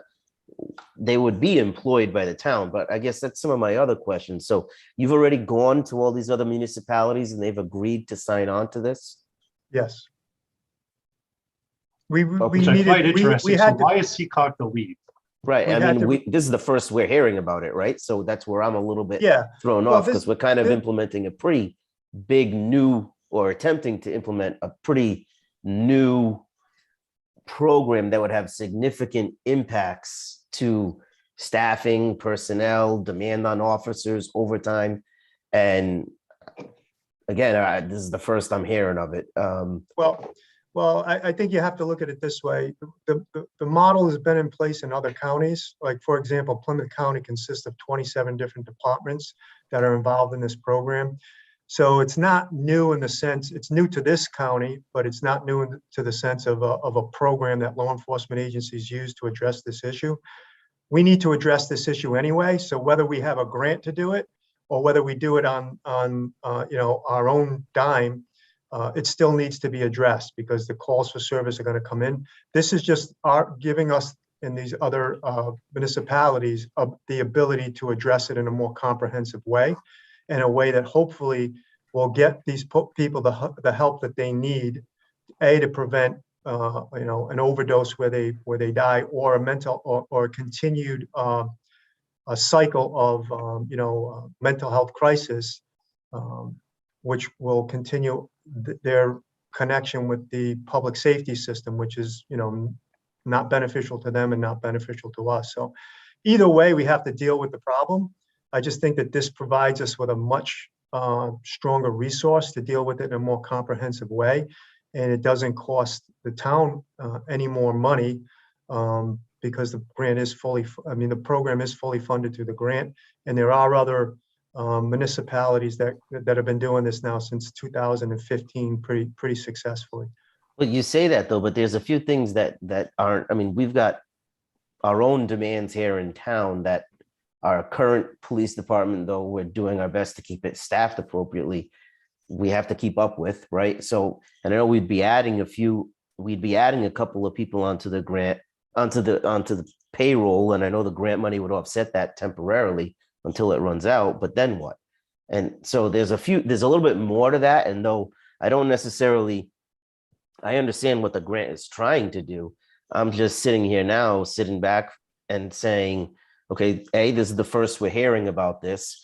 B, this is pretty all-encompassing with the town being put into this lead position. What are the taxes that it's going to have on our staff in town hall, as well, not in town hall, in the police department?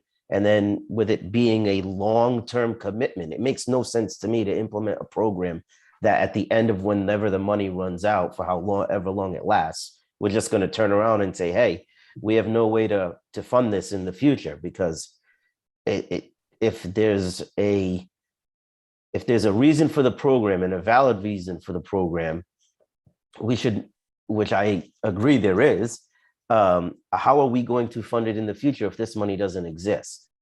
Yeah. So in regards to the resources, it doesn't tax our resources anymore. Think of this as pretty much the same program we have with the domestic violence advocates, right? So we have an officer that's assigned as a domestic violence advocate who works in our patrol division.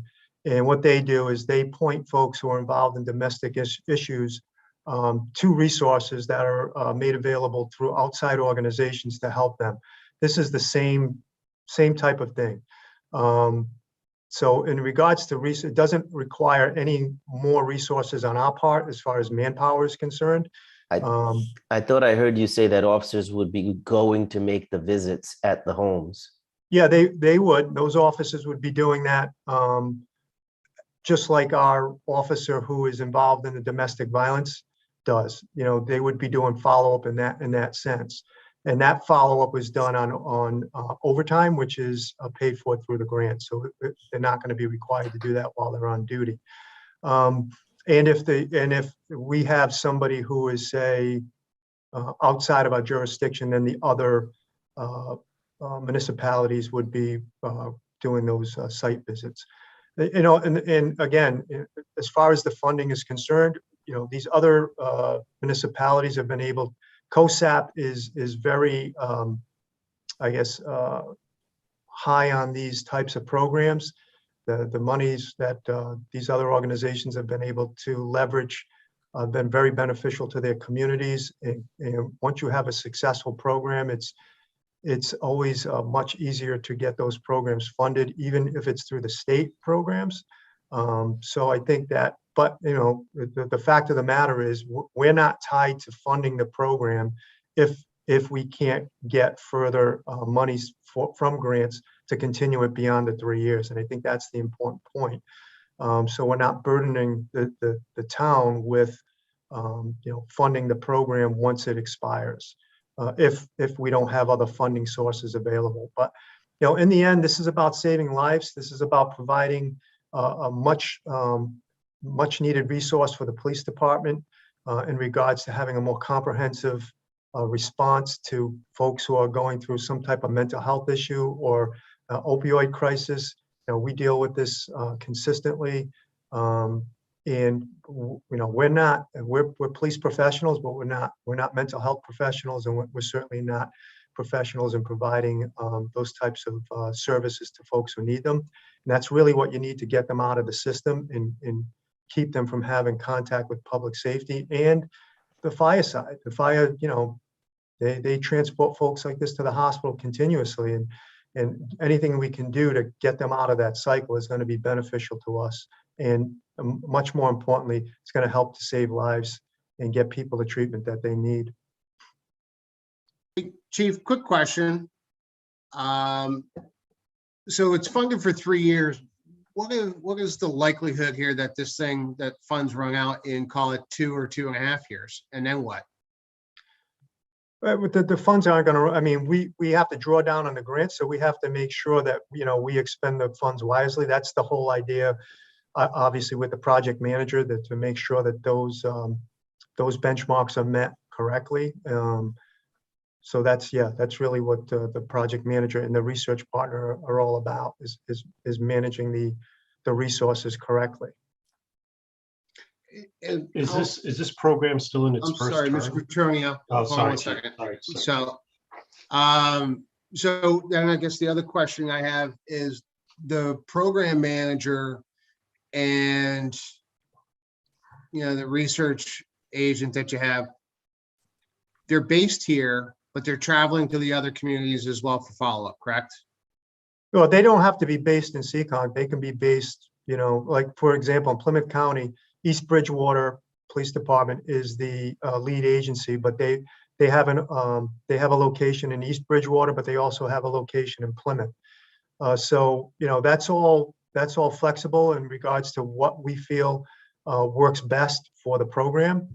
So that's the whole, you know, that's really what building the program is going to be all about, is looking at specifically what we need as a coalition and building the program around that. But the bones of the program would be that co-response follow-up model that currently exists in some of these other counties.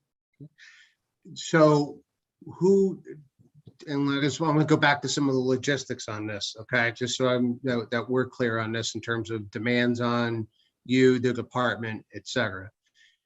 The program manager is hired by Seekonk Police Department, or is that hired based on a coalition of various chiefs from the other towns as well? Well, we're the fiscal agent. I mean, I guess we could consult with the other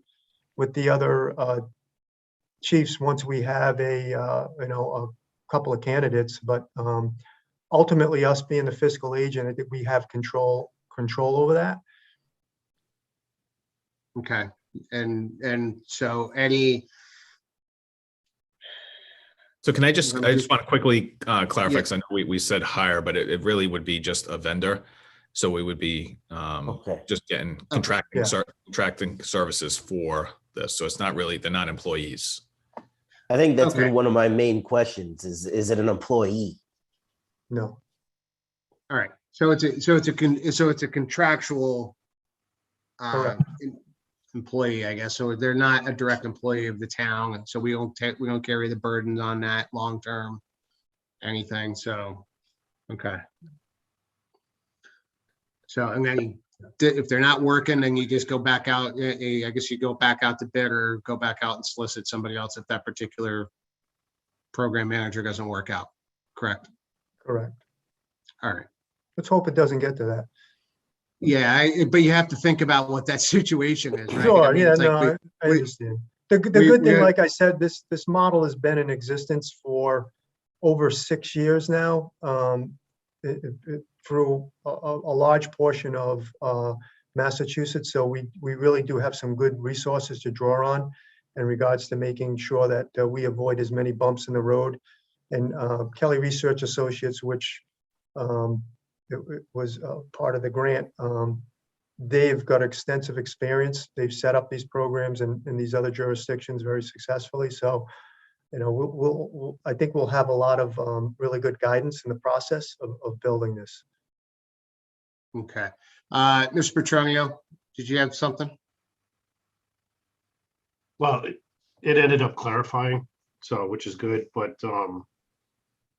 has this program been renewed in another community already? Yes, several, yeah. Like they've run it to its expiration of funds and then reapplied and it continued running? Yeah, the 4 different, there's also COSAP, there's also COSAP programs in Boston and other communities that have also been successful. Kelly Research Associates aren't associated with those, but the ones that they are associated with have all been refunded through COSAP, going through a second round. Yeah. And that's what I was trying to get at with when we were trying to, I think the chairman was trying to ascertain, you know, what happens when the money runs out? Is there potential this program dies? That was my question, was what happened in other communities? How long has it been around? Has it renewed regularly? Do we foresee obstacles in that? It sounds like no, it sounds like this is a normal occurrence and that we're just getting on board and we need to. Yeah, well, let me just say this, as long as the program's successful, right? I mean, that's the whole thing. We want to make sure, and the program has been pretty successful in other communities.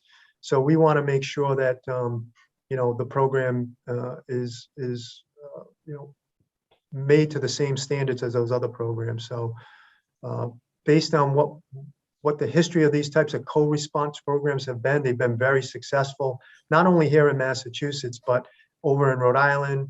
I know in Tennessee, they've been very successful, and they've had a program in Memphis, a co-respond program for mental health calls for service for close to 30 years. And it's been very, very successful there. So, you know, there's a history of these programs being around. They're just not that well known, but they're becoming much more well known because of the success rate of them. But what's held these programs from being implemented back is really the money, and that's where COSAP has come in. It's the money associated with getting the programs up and going, funding the positions, you know, the overtime and the training associated with them. That's always been the drawback. It hasn't been the success of the programs, and that's why COSAP has been so important to really get the ball rolling for a lot of different communities with these co-response models. Well, it sounds like the benefit that we need to get with the times with. I'm still a little lost on a couple things, and maybe Mr. Kadim, maybe you could help me understand something. I know in the past, the police department has worked with outside organizations, like for instance, the Children's Advocacy Center, which they kind of work regionally, and the police department works hand in hand with them when it comes to any abuse incidents with children and everything else. But is it safe to say that Seekonk would, if I'm understanding this right, that's why I'm asking the question, is that Seekonk is going to be setting up its own children's advocacy center kind of a deal and kind of leading that effort? Is that what's happening? Yes and no. I think if you want to keep if you want to think about it that way, we would be procuring professional services from a company similar to the Child Advocacy Center, paying them to support us in the efforts, which would include other communities.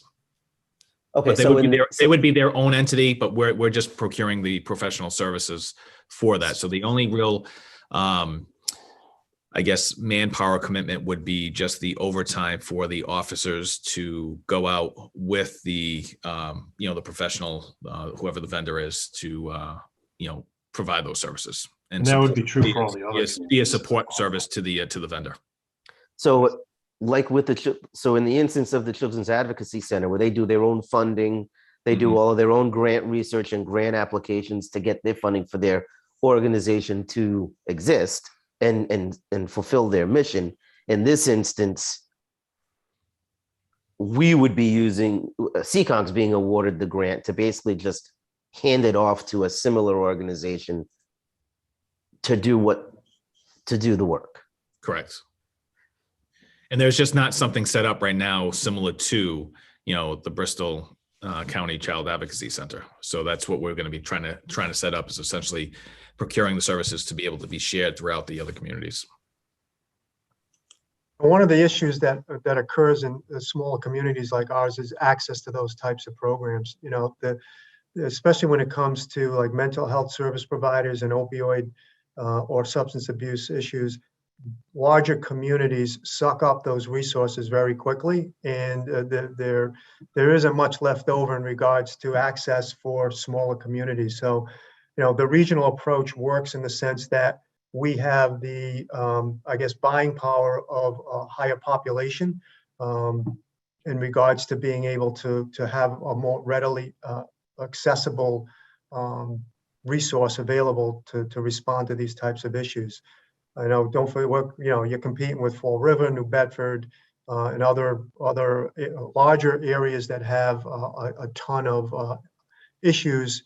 And so trying to access the same resources as they do puts the smaller communities at a disadvantage. This is a resource that we're developing for our communities, for the folks that are in Seekonk that are experiencing those issues, so that they have access to those. So, that's just the reality. There's limited resources, and sometimes you just have to be the one that builds it in order to provide that type of service to people who really need it.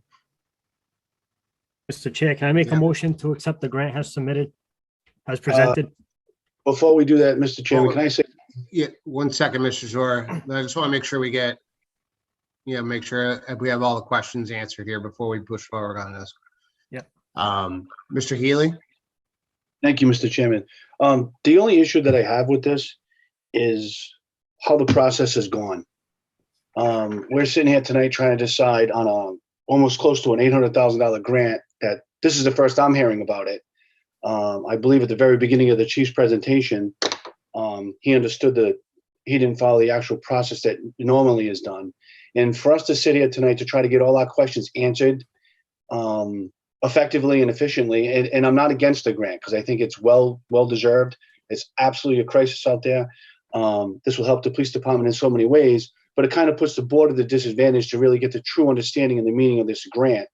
And with it being a regional grant and all the other entities involved and all the little nuances that go with that, for us to sit here in a 25-minute discussion, I think maybe it's 25 minutes so far, to come up with a great decision to either approve this or disapprove it or just rubber stamp it and let it go through, kind of puts the board in the corner, right? We're at the 11th hour. I just have a problem with the process. I don't have a problem with the grant. I don't have a problem with the intent of it and stuff like that. It's the process. We're finding out at the last minute about this whole thing, and we're just expected to accept it. And like I said, unless we're going to sit here for 3 hours and think of every question that we possibly could, it's just not giving the board a fair opportunity to discuss it openly. That's all. And it's nothing against, the chief and how he went about going forward with this grant. I commend him for getting this large amount of grant and stuff like that. But there's a lot of factors to it, to Mr. Andrade's point, a lot of questions. And this is the first we're hearing about it. So that's the only issue I have with it, was how the process went. Fair enough. Are there any other questions or comments? Okay. Yeah. Is there a timeline when it has to be accepted? Yeah, we have 45 days. There is some flexibility in that, though. I reached out to the BJA, and because they're cognizant of grants throughout the country being accepted by boards and selectmen and mayors and such, that they are flexible in that time frame. So 45 days would put us somewhere in the beginning of February. I do have the exact date. It's like right around February 7th to accept.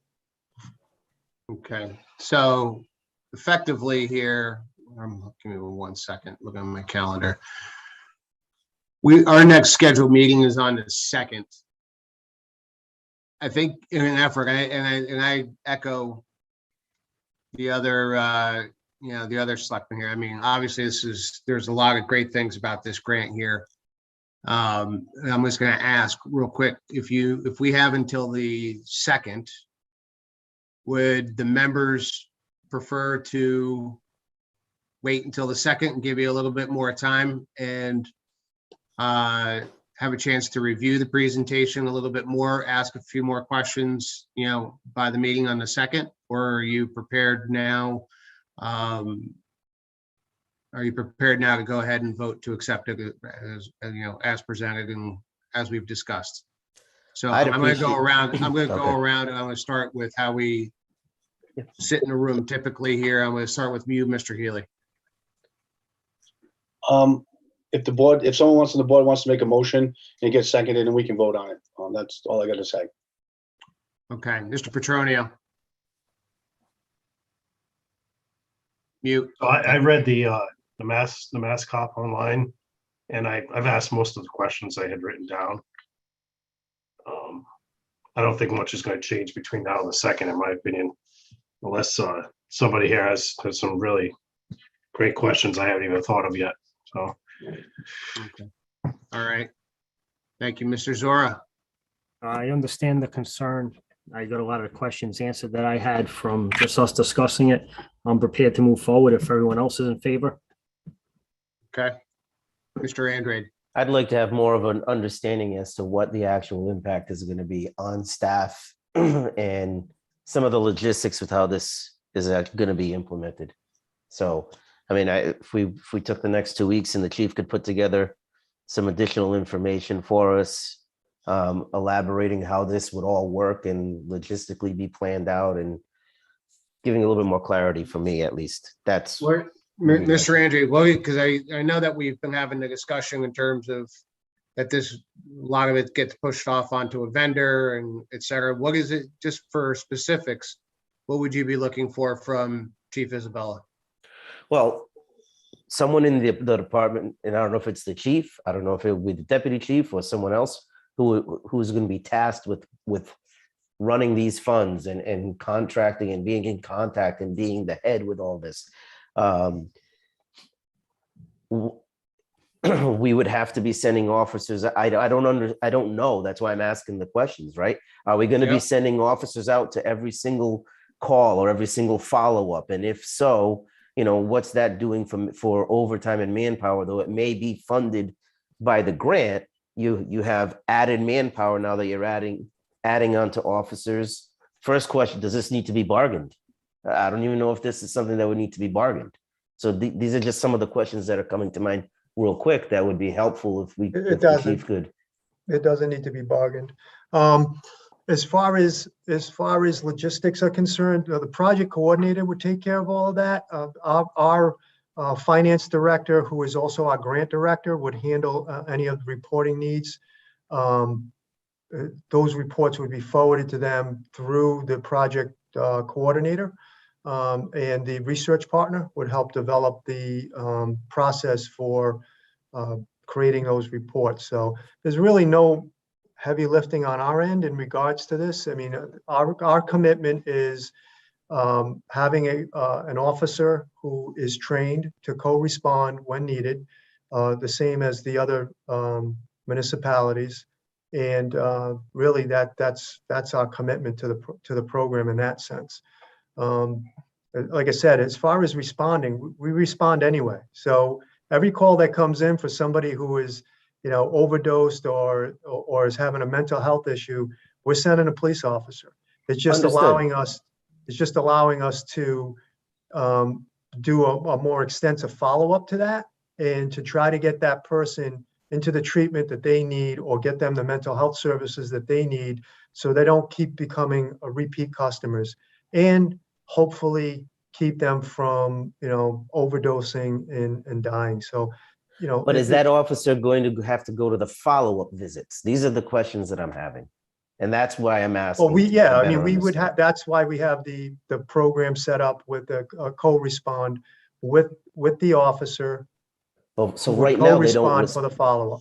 So right now, they don't respond to follow-up. So that would be an added time. And though I know it's funded, I'm not saying that.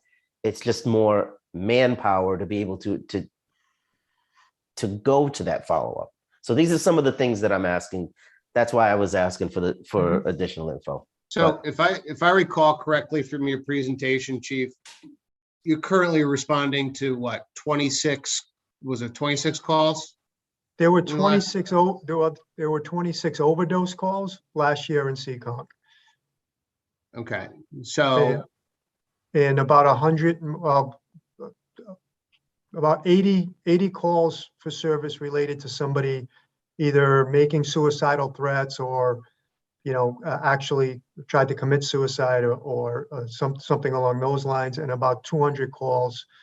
That 80 is part of like over 200 calls associated with somebody having some type of mental health issue, but that's hard to track because, like I said earlier, a lot of the calls that we get aren't, they're not dispatched as a mental health issue. It's dispatched as a disturbance or check the well-being or, suspicious person. And when we make the encounter, that person is going through some type of mental health crisis or issue, panhandling, that whole 9 yards. So the part of this program is to continue to fund the tracking mechanism that is used to track these overdoses and these opioid-related incidents, and also to fund the new module, which will help track these behavioral mental health issues. It'll help us better understand the issue, the scope of the issue, and really direct resources towards that in a more direct way. you're probably looking at what, like, I mean, granted, you can never pinpoint how many follow-up calls you're gonna have, but I mean, you're probably looking at an additional, what, 2, 3, 4 follow-up calls in order to get people to where they need to get help, or is it just rather indefinite? Is there an average amount? I don't know what the average amount is. I know that the other programs have been successful in regards to having you're having at least one follow-up. Just tracking the person down sometimes is not as easy as people would think. So getting the whole idea of the follow-up is to present them with the resources, right? So that's the real key, is to get the resources in hand to see because you can't force people, to go into treatment, but what you can do is give them the option to do so. And especially, it's especially helpful when you got family and friends that are involved, because they're even more interested in sometimes in helping getting that person into treatment. So it's really about that person having the ability to access those resources within 72 hours. Well, I think what I'm trying to get at, and for Mr. Andre's sake here, because I think he's trying to figure out what the additional calls are. It's not just what you're initially calling on, whether it was the 26 and the 200 and hitting the various other calls that you're already hitting, but what's above and beyond, after all that. So if you're already collectively between all that doing 300 calls, is this going to add an extra 100 calls to the mix, 200 calls to the mix, just for doing the follow-ups and with that regard? And I think that, and I think what Mr. Andre is trying to get at is that, obviously an additional 200 calls or 100 calls or 300 calls, right? Just for doing follow-ups is, it's a lot of overtime and it's a lot of work, right? So if it's 50 calls, it's 50 calls. I don't know. Well, my concern, respectfully, my concern is about saving lives and providing point of service resources and providing a resource for our officers who have to go to these calls over and over and over again. And I really don't want to lose that point in this because it's not just about creating a program. It's about having a better response to what is a crisis situation for law enforcement agencies across this country, and has been now for a couple of years. Just showing up or dumping somebody in an ambulance and then forgetting about it until the next time they come around is just not working. And we're not going to arrest our way out of this. And the only way to really get at this problem is to provide a higher level of service and follow-up to folks that are going through these issues. And we are, unfortunately, the first point of contact for most of these situations. People aren't calling the hospital first. They aren't, they might call the fire department first, but we're coming with them. And 9 times out of 10, they're calling the police department first. So we're the ones that are consistently dealing with it.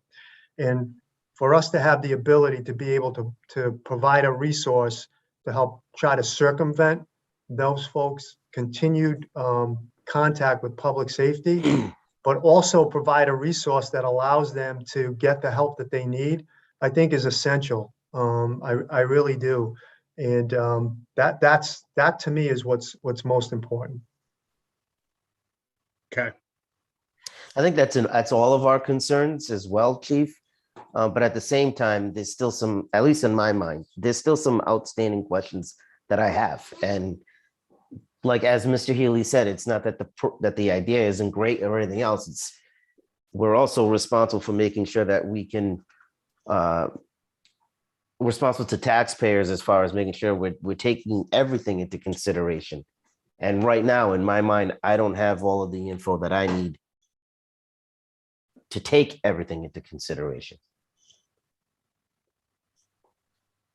Okay. Mr. Chairman, can I just quickly, not to add to the topic of conversation, but I just want to make one statement and then I guess respond to some of the concerns. So just for Mr. Andres, so I guess to hopefully get you to better understand the professional services. So Fall River received the $2 million grant. So they contracted with STAR. So STAR is performing the services. So it would be a similar situation, and it may be STAR or some other organization or entity that would be doing that, just to help kind of shed some light, similar to No, I'm familiar with STAR. Yeah, no, that works. Just in terms of the concern about the process of the grant, internally we had the conversation, because I agree with you. I think the process right now for this particular grant was broken. The expectation is, as it stands with me, any grants that come before the Board of Selectmen, unless it's a matching grant, will submit the grants, come back to the board for approval. But with a grant similar to this, even though it's not a matching grant, but it incorporates other communities as well, and us being the lead, and it's significant grant with different services that are going to be provided and contractual professional services that are going to be contracted. The intent was, hopefully we would have come before the board just so we could have some initial conversations prior to submitting the grant, to make sure that we were all on the same page, to make sure that when we're working with other communities, that when we submit this, that we know we'll have support for the award of the and the acceptance of the grant. So just wanted to clarify that. I know the chief started off with that, but we did have internal conversations about that. Thank you. Okay. Are there any other questions or comments at this time from any of the members? All right. Do I have a motion? So move.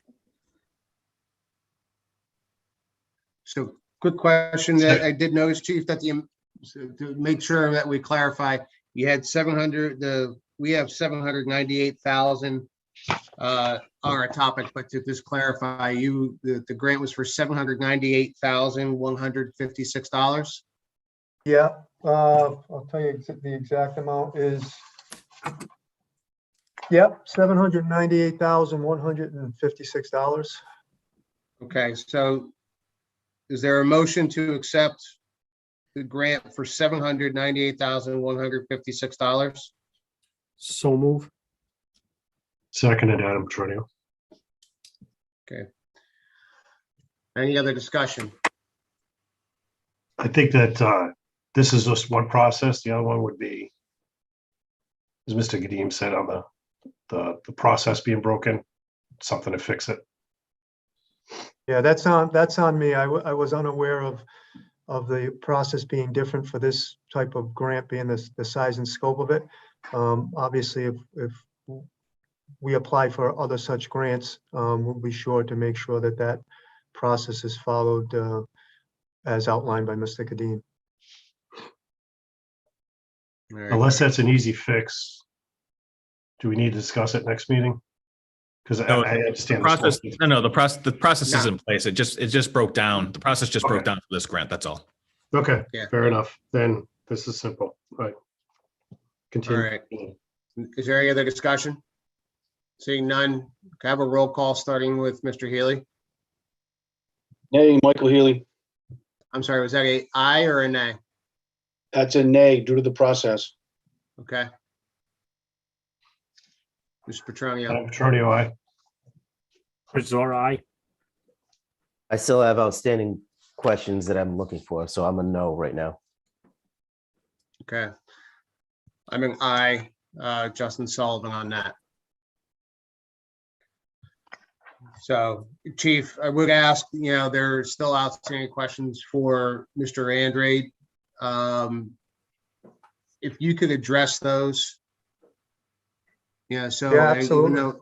even though he did not vote in favor of it tonight, but I think it's important that the questions that are still outstanding and given the time, as was noted, I think it's important that those questions get answered, especially for Mr. Andrade. Yeah, no, I can actually add to that. I mean, if we had waited to the next meeting and the information had been provided in the meantime, and I was, happy with it, the vote would have been different, but I just didn't have the information, so that's why I was a no. So if we can get it, that would be very much appreciated. Thank you. Yeah, absolutely. Okay. Okay. Item P, discussion with the Seekonk Little League regarding the lights at Water Lane. So Yep. can we, Can everybody hear me? This is Mike Boisvert, 140 St. Laurent Parkway. how you doing, Mr. Boisvert? Good. How are you tonight, Mr. Chairman, Mr. Kadeen, members of the board? How are you? Good, thank you. I'll turn it over to you. Okay. I don't know if Mr. Kenyon is on there as well. I was waiting for him. Yes, I am. Yep. Okay. Okay, so what we're doing, we're looking to put some lights up at Water Lane, and we're starting the dialogue with you guys to see what can be done for that. We have Jeff and I have served on the board for Seekonk Little League for the last 4 years. I'm the president of the league, newly appointed in October. Jeff is the vice president. One of the jokes that we always run into in the meetings is what we're going to do for years has always been lights at the field. It's come to that situation where we're getting more involved. Registration is up. We're looking at surrounding areas to see what's going on and what we're missing. And there's 27 towns that have lights and we don't. So I know in years past, we've looked into it.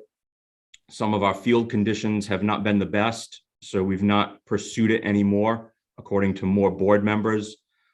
Currently, DPW and Parks and Rec over the years have done an excellent job of getting our fields up to standard. We still feel as though that there could be room for improvement on there.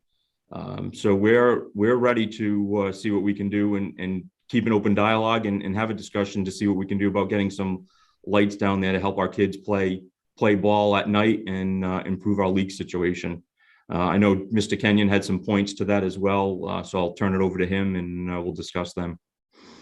Thank you, Mike, and thank you, Chairman Sullivan, Selectmen, for your time. We really appreciate it. Some of the issues are that our registration numbers are increasing, which is a good thing because more kids are playing baseball. But the problem is that, especially in fall ball, our numbers have tripled over the past 2 years. But in the fall, it gets dark around 5:30, 6 o'clock. So we're not able to have any weekday games there. Practices are limited to 30, 45 minutes at most. So we have to go play in other towns and use their fields because they do have lights, which is a cost to the league and to the parents. The benefits is that more kids in Seekonk are going to get to play more baseball through additional games and practices, and also gives us schedule flexibility to be able to schedule makeup games for rainouts. And then during the regular season, we can have weeknight games where every little leaguer in Seekonk would be able to play a night game, which would be, a thrill for anyone. And the town and league would both be able to generate money through having lights on the field by renting the fields to travel teams and AAU teams, and also hosting tournaments and fall ball leagues. If I may share my screen.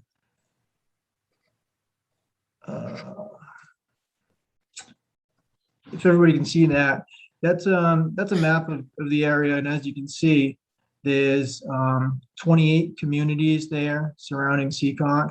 And those are all baseball fields with lights on them.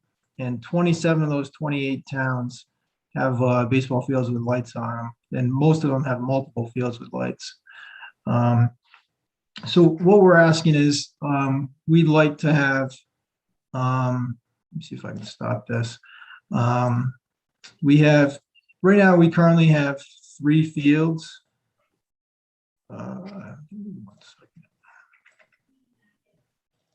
We currently have 3 fields that we use at Water Lane.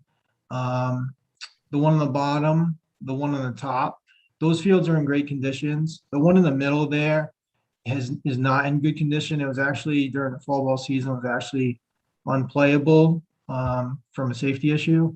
So that field does need some work. We'd like to ask to be able to bring that field up to a good playing condition as the other 2 are, and then put lights on 2 of the fields. If we're able to put lights on 2 of the fields, that will be able to supply the demand of the current and future players for years to come. So that's what we'd like your support in, is being able to redo that field in the middle and then put lights on 2 of those fields. If anyone has any questions? Are there any members with questions? So what do you, when you say what you're looking for our support, what are we talking about here? Because I don't think any member on the board would object to having, DPW, like they have in the past, pitch in and try and get the fields up to snuff, so to speak, right? So Go ahead, Jeff. we've attempted to raise the funds ourselves, but the funds are outside the reach of what we can fundraise. So the approximate cost for that scope is between $400,000 to $500,000. We can You're speaking fundraise to the lights, correct? to the 2 fields with lights and the renovation of that field in the middle there. Okay. And so, and we would love to fundraise for that. And we don't want to just come and ask for, $400,000 to $500,000 without contributing. So we're going to do everything we can to contribute. We're confident that we can raise somewhere between $20,000 and $40,000 to help contribute to the project, but we can't do it ourselves. And we think the kids deserve to be able to play more baseball. I can say from talking with past board members, they had looked into this a number of years ago, and part of the issue was that I guess there was a company, Musco Lighting, which I guess is the big name for all the lighting down there. They came down to the field, and when they saw the conditions of the field that were down there, when they looked at it right away, they said absolutely not. They said they weren't going to spend the money or give a quote for fields that weren't in playing condition. So I believe that was like 6-7 years ago. So over the time since, and as I mentioned earlier, with DPW and Parks and Rec, those fields have been outstanding. They've done an excellent job on that. Coming from somebody who played on those fields, 30-something years ago, they are in 1,000% better condition now. We feel as though that we're in that position to where the fields they are, the numbers that are growing for baseball, for not only Jeff's kids and my kids, but for the younger kids that are in there to be able to have that opportunity to play under the lights. We feel as though when we're in a position to try, at least start that conversation of seeing what can be done, where the town could help, where we can help to try to collaborate to get those lights for those fields, to give those kids that opportunity. The more and more these teams go around to other facilities and they get to play under the lights for fall ball. As a kid and playing, I only had that opportunity once and I loved it. So being able to try to give back to the town and these kids, that may even increase our numbers by saying that, hey, baseball's got lights, we can play it on there as well. Yeah. Listen, I think, I appreciate the fact that you guys are coming forward and, trying to figure out how you can help fundraise as part of the project here. I think one of my things, we're in the midst of working on another Parks and Rec project as well. So as part of it here is I think this is a standalone. To make any, immediate support for commitment on it as a standalone project would be a little difficult, given the fact and size and scope of what we're also currently working on the other side of town. Correct. And what that could be. I'm certainly open to, look, I guess, examining and seeing what the cost of the town would be as we look at developing that project in the future as well, because I think there's Right. probably more cost savings and stuff to be had, with all of that.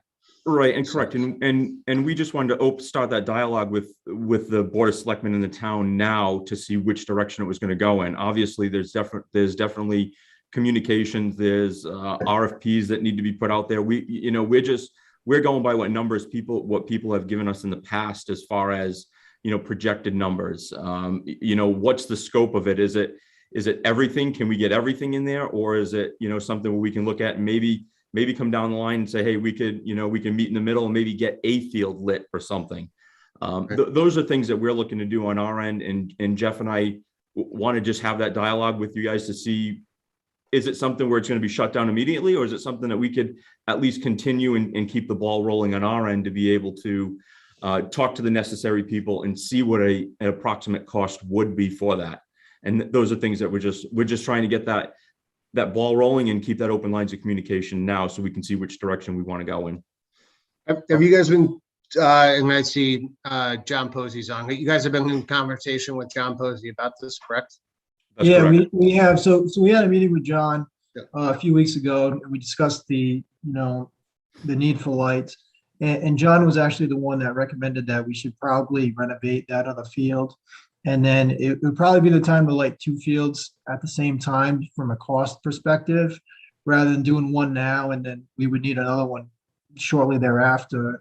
From a savings perspective, it's a lot easier to run everything, all the wires and everything all at once, and there would be considerable savings on doing that. So if doing it all at once rather than coming back to you, 2 years later asking for more, and then the cost of everything is probably doubled by then too. John, Mr. Andrade, I'll get to you in a second. I want to hear from Mr. Posey here. John, what's your take on all of this? John Posey. I did talk to baseball, and they got great ideas. They have great enthusiasm. They had been put on your agenda to open the dialogue and get a discussion started. I think that it's in its infancy right now. They did bring up a good point. When I first started, there was discussion of lights, but the condition of the fields didn't warrant lights. The fields are up to the standard that they could definitely use lights on the fields.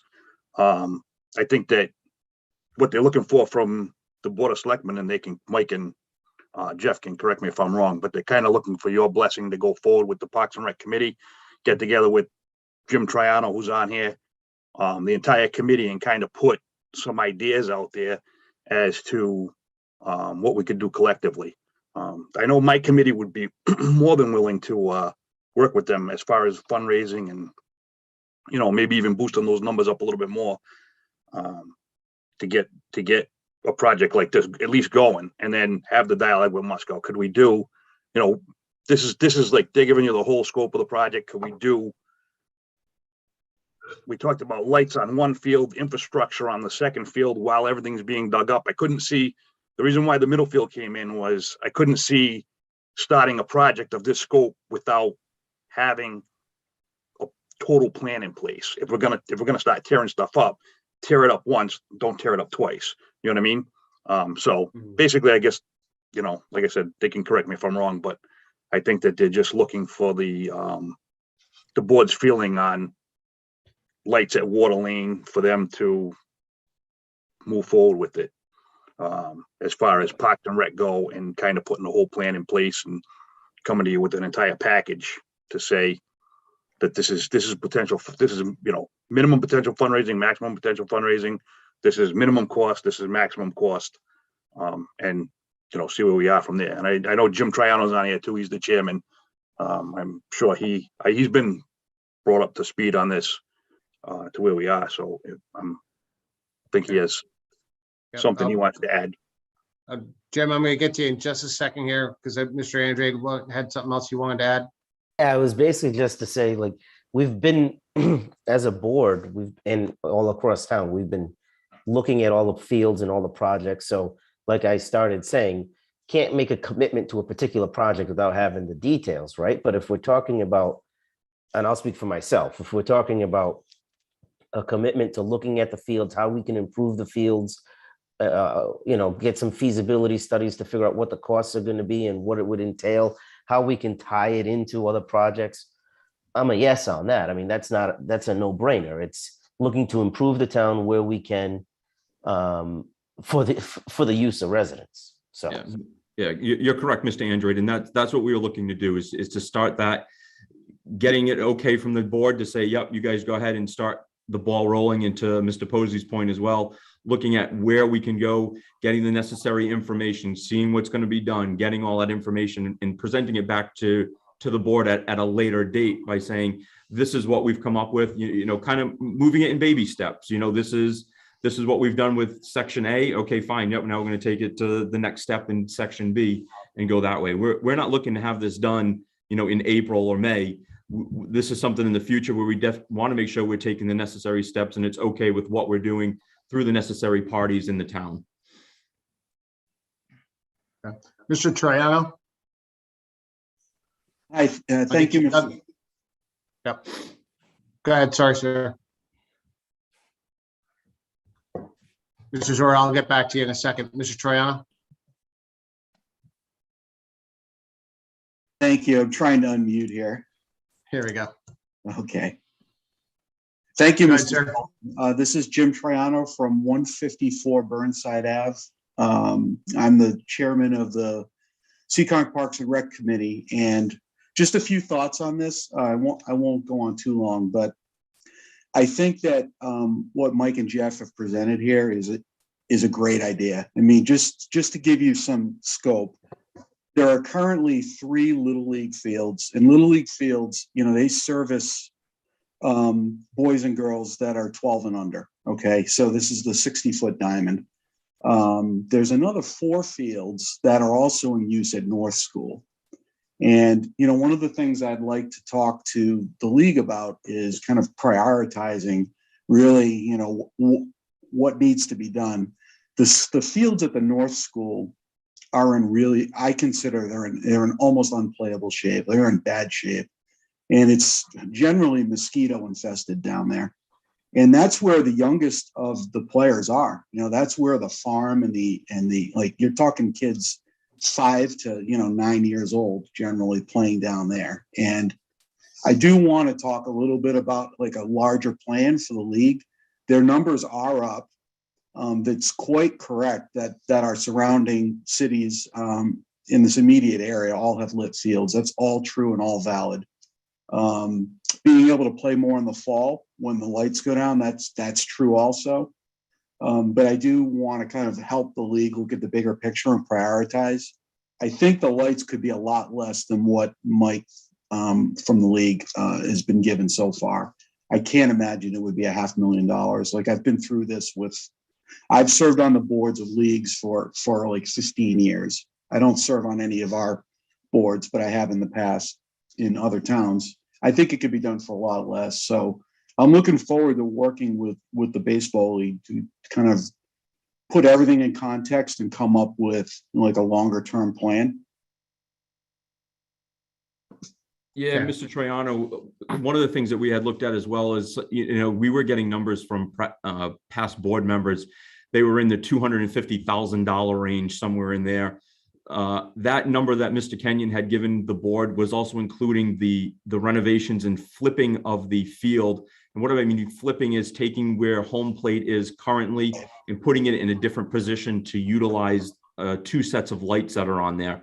So we figured that, somewhere around 100,000 with inflation and things going on, we figured 400,000. We were using that as a base number. We haven't gotten any exact quotes or anything like that. That's where those numbers have come from. And I agree with you 100%. I think if we look into it and see what the redesign and see where the necessary lighting and things can go, I firmly believe we can get it well under that for what we're looking to do.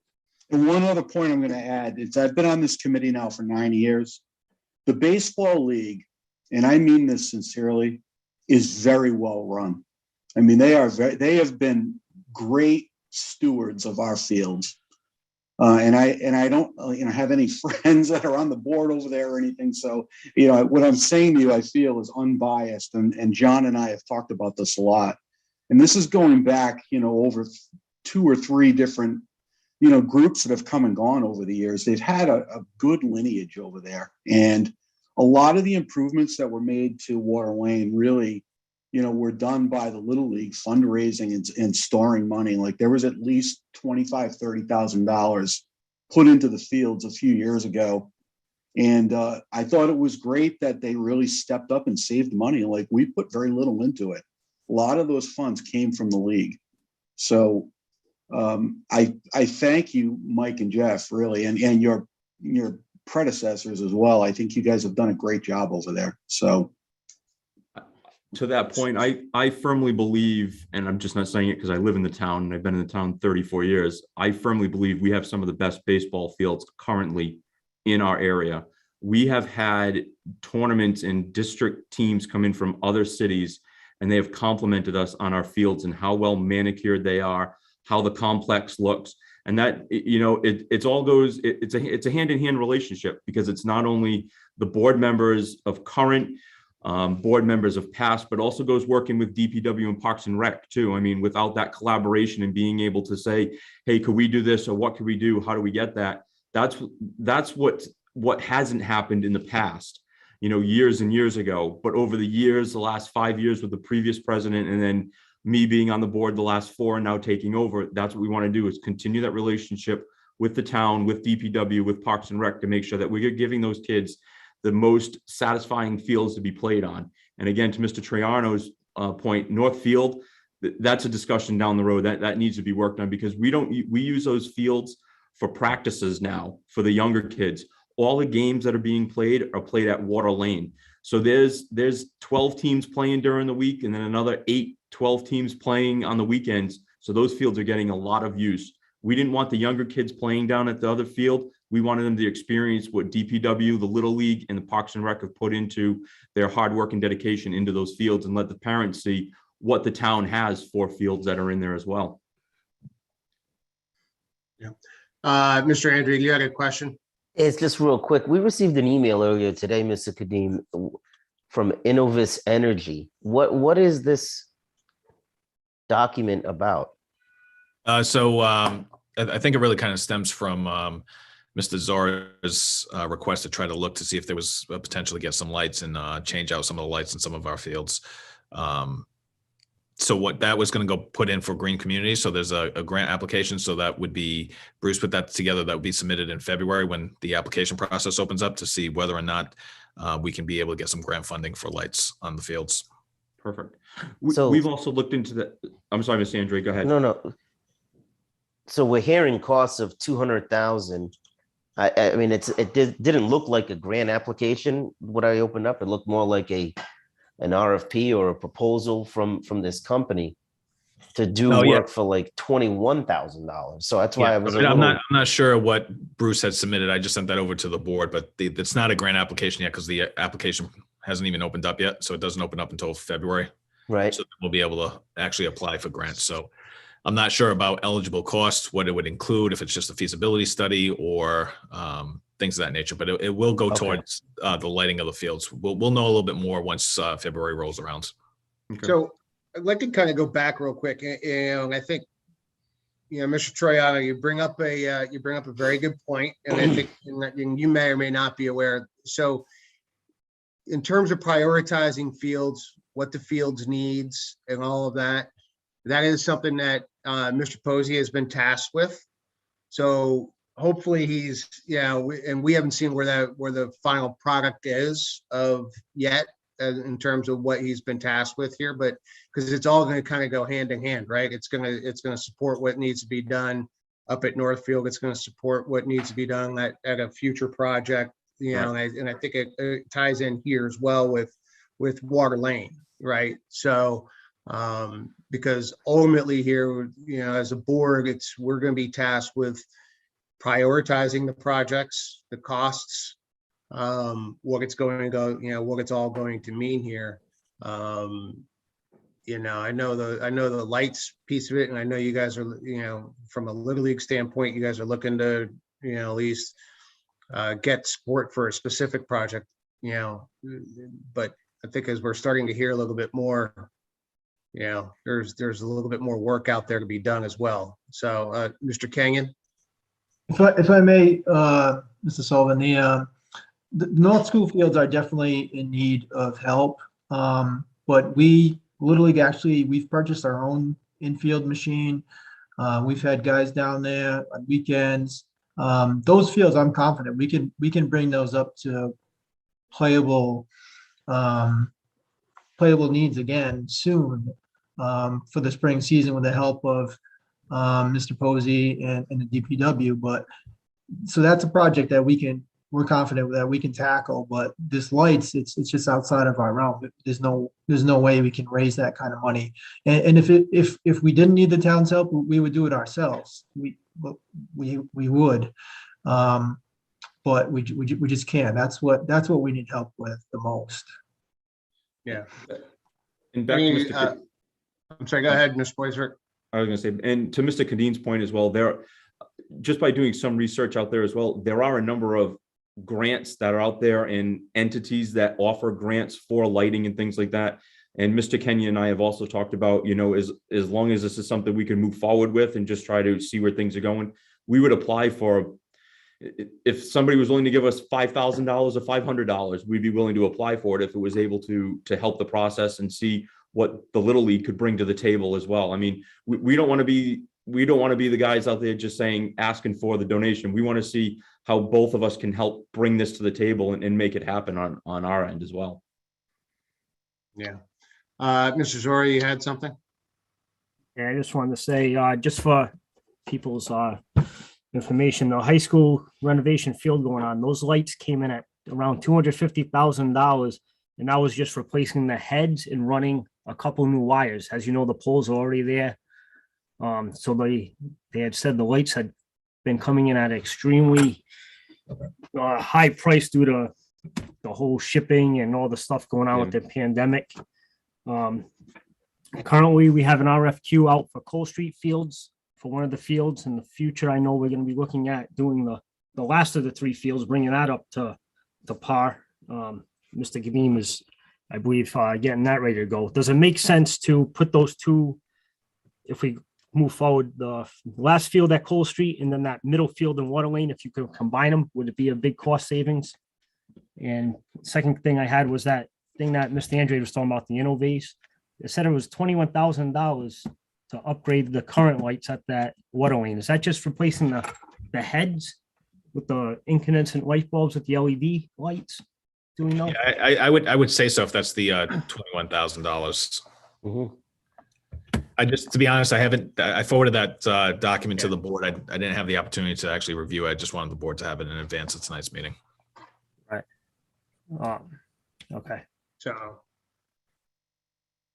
So I guess question here is, now I'm going to go back to the Little League folks here. You're looking to be clear, you're looking for support for, or at least, let's just say, non-conditional support, right? But good, because by the time any of these projects come around, the board could always turn hands, right? That's part of what you're looking at, right? Yeah, I'm in it for at least 3 years. So and I'm in it until we get lights. My son, he's got 2 more years. He's not going to play on the lights, but it's something the league needs. So I'm passionate about it. So I'm going to see it through until it gets done. Are there any current grants like floating like a kids stay out of trouble grant where you put lights on fields to keep them playing versus doing other activities? Mr. Zora, I have looked into that, and there are a number of, there's one called the Tomorrow Fund, which is run through like Major League Baseball. They have some funds out there as well. You've got to fill out like a 6-page form and go through the process. I just looked into it. There was another fund out there, Little League International, itself, they offer grants as well.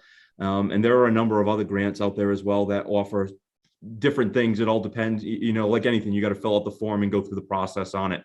But Jeff and I didn't do any more than just look at that and see what was available out there. Can you send us that info? We've got grant writing in-house. I'd be more than happy to. Yeah. Well, I know we've discovered grants for say the dugouts, putting roofs over. I believe Mr. Posey told us about that recently, where we never even knew it existed. So there's a lot of grants out there that we can capture now that everything is being up to par and improved, like you had mentioned.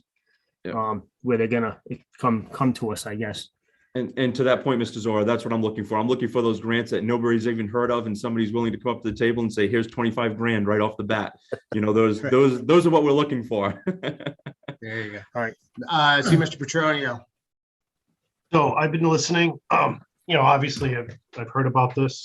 I saw some of the Facebook posts and stuff, and obviously the town would love to have lights there from a staff perspective, from Parks and Rec's perspective, both the director and the chair, you know, obviously passionate about what they're doing.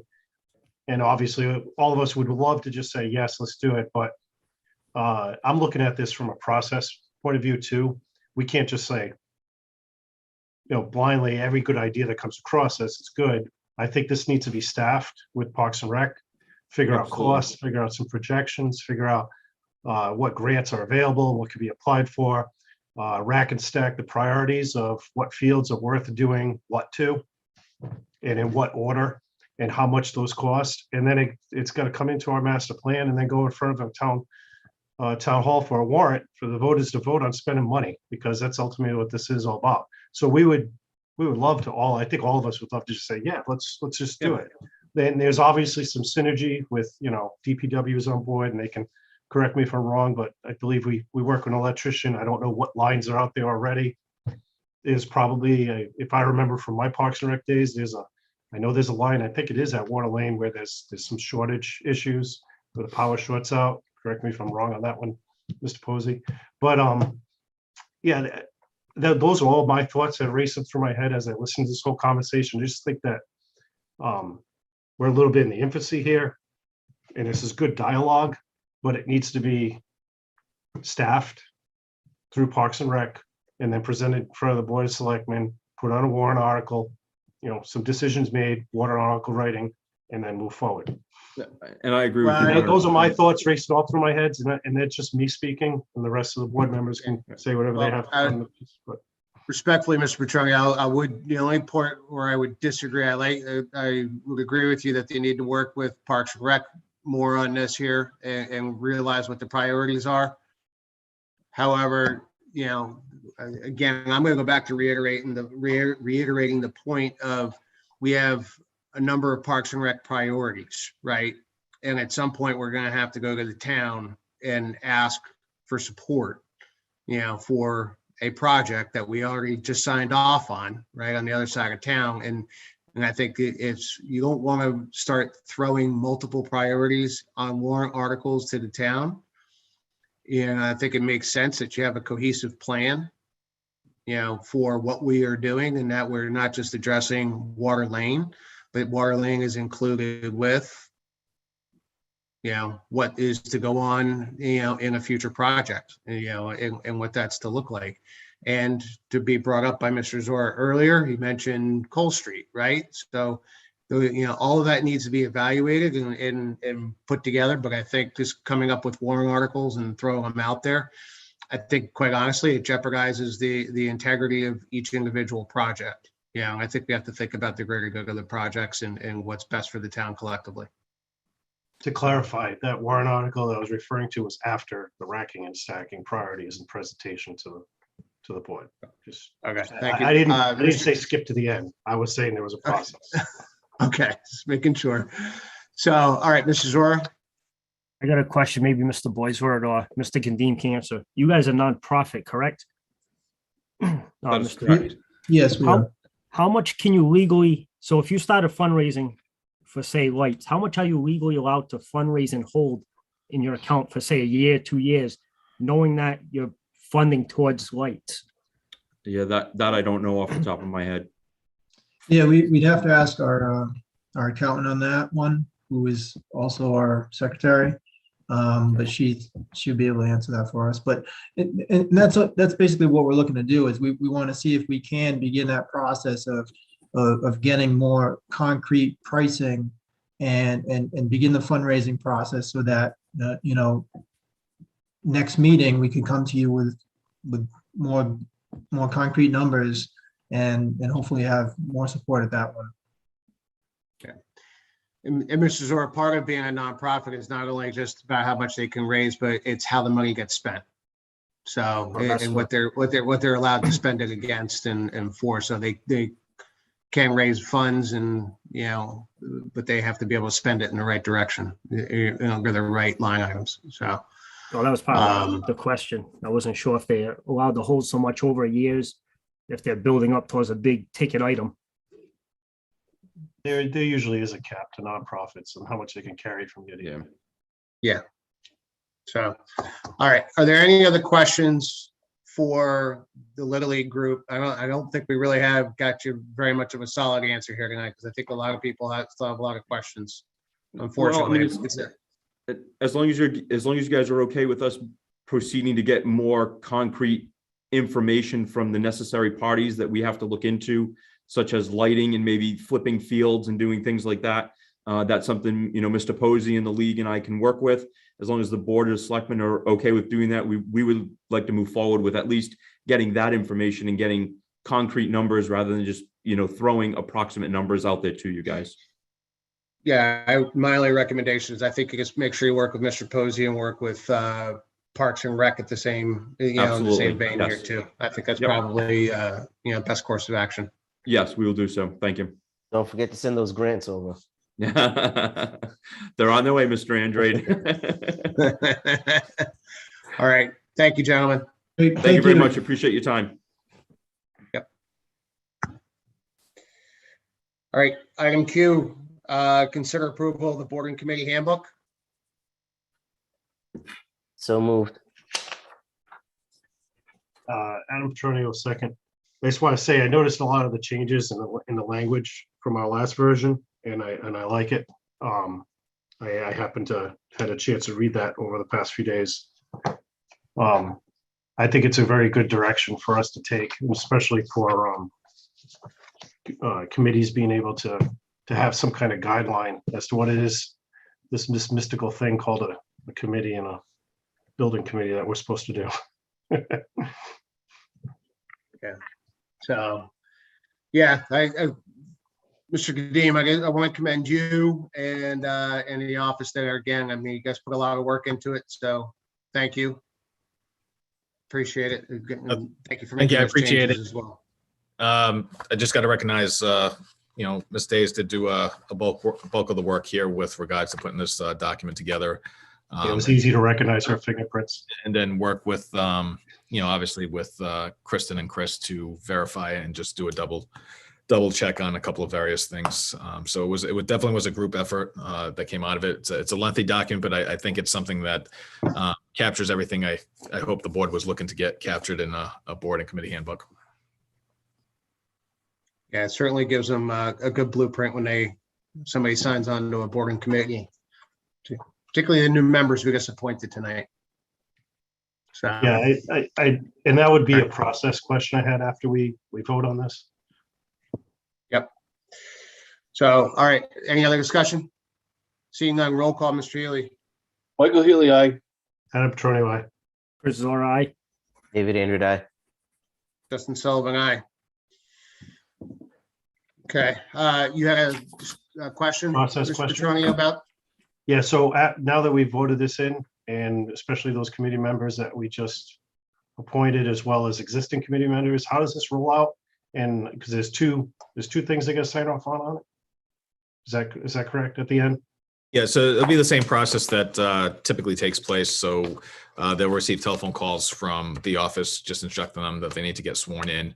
And then we will send over copies of the handbook and board and committees and make sure that they're signing off what they need to sign off on. And then those affidavits are kept with the town clerk? Yeah, I'm not sure if it's a town clerk or our office. Okay, I just wanted to That was just, it said to do it at the end. I just wanted to make sure I knew the final steps in that process. All right, item R, discussion of ABC Disposal Service, Inc., Waste Collections, U.S. Holdings, Inc., assignment agreement. Mr. Kadim. Thank you, Mr. Chairman. So we received notification, and you've got the letter in your packet from ABC just notifying us that they were going to be selling their company to Waste Collection U.S. Holdings, Inc. So they had a very generic consent to assignment that they wanted us to sign off. I did speak with legal, review the contracts. One of the items in the contract that we have with them is assignment, which essentially says that the town shall not unreasonably withhold any consent in the event of a merger or acquisition. So just moving forward, KP did have redraft a consent agreement for us, which was a little bit more encompassing to ensure that all of the items that were agreed to in the contract are still going to be met by the vendor.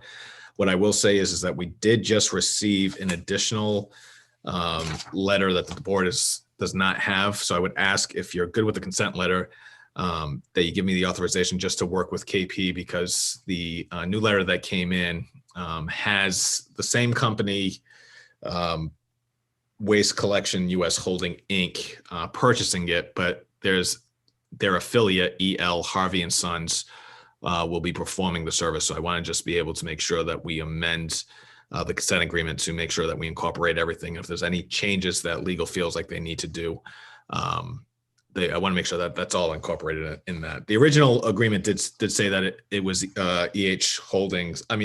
Waste Collections or an affiliate of theirs that would be performing some of the services. So I just want to make sure we capture it properly. So just one quick question on that, Mr. Chair, if I can. Yeah, please, Mr. Andrade. So the terms of the contract would still be maintained and the expiration date of the contract would still be maintained, correct? That's correct. It's not, that wasn't outlined in here, so I just wanted to make sure. Yep. So it's just, they're essentially assigning the contract over, so that would just require approval from the board. Okay. Mr. Kadim, just another question with regards to the contract. Did you consider it all, or was there any benefit really? I know we've been talking about future waste fees, waste management fees, et cetera. Was this an opportunity to review that or consider it, or just maintain our current contract? And yeah, so I was attempting to try to do that and see if we could potentially leverage the fact that there was a potential merger or buyout, and try to see if we can get some better pricings with a new contract moving forward. However, the agreement does say that we shouldn't unreasonably withhold. So we do need to kind of maintain it moving forward. So I didn't really pursue it from that point. okay. Are there any other questions with regards to the contract for Mr. Kadim? We have 2 years left on the contract, correct? That's correct. June of 2024 is the expiration. And this would be conditional based upon what you needed to accomplish, Mr. Kadim. Correct. I would just Put a caveat in it. Yeah, yep. I would just need the board to give me the authority to just tweak it a little bit based on the new letter that came out. So when we make a motion here, there'll be a motion. Hold on, I'll give it. Motion to accept the agreement with the contingent upon Mr. Kadim or the town administrator negotiating the. I would just clarify to agree to the KP law agreement that was drafted. Work with KP Law in the agreement that was drafted. Yep. Because there's two documents. You've got the letter from ABC, and behind that is their consent letter, which is like 2 sentences or 3 sentences. The document that was presented to you was changed by KP Law. That's the KP Law document. So that's what I'm looking to do. I don't know where ABC is going to be in terms of agreeing to that, but that's something that we need to, I think, in my opinion, hold firm to. Okay. So motion to approve agreement with the amendment to the KP Law document. So move. Second, and I'm trying to. Okay, any other discussion? Seeing none, roll call, Mr. Healy. Michael Healy, aye. Aaron Petrucci, aye. Resort, aye. David Andrew, aye. Justin Sullivan, aye. Item S, consider accepting the American Rescue Plan Act funds in the amount of $1,650,623.10 for the category of lost revenue. So, Mr. Chairman, we've had the award of the ARPA money for a while now of 1 million, which you just read, $1.6 million. We're waiting for the final decision to come out from the Treasury. My recommendation is that we approve the $1,650,223.10 for the category of lost revenue. There are several categories that can be used for ARPA. And the reason my recommendation is for the lost revenue is really it's the cleanest with the least restrictions. Essentially, it's going to be able to be used as almost as a grant coming into the town. So it would be for the board to accept that. Originally, the original writing was that there was a formula, which essentially, even if there were no lost revenues, there was a formula that would assume a percentage increase year over year from the pandemic. And based on that formula would allow you to figure out what you could actually capture based on your appropriation for lost revenue.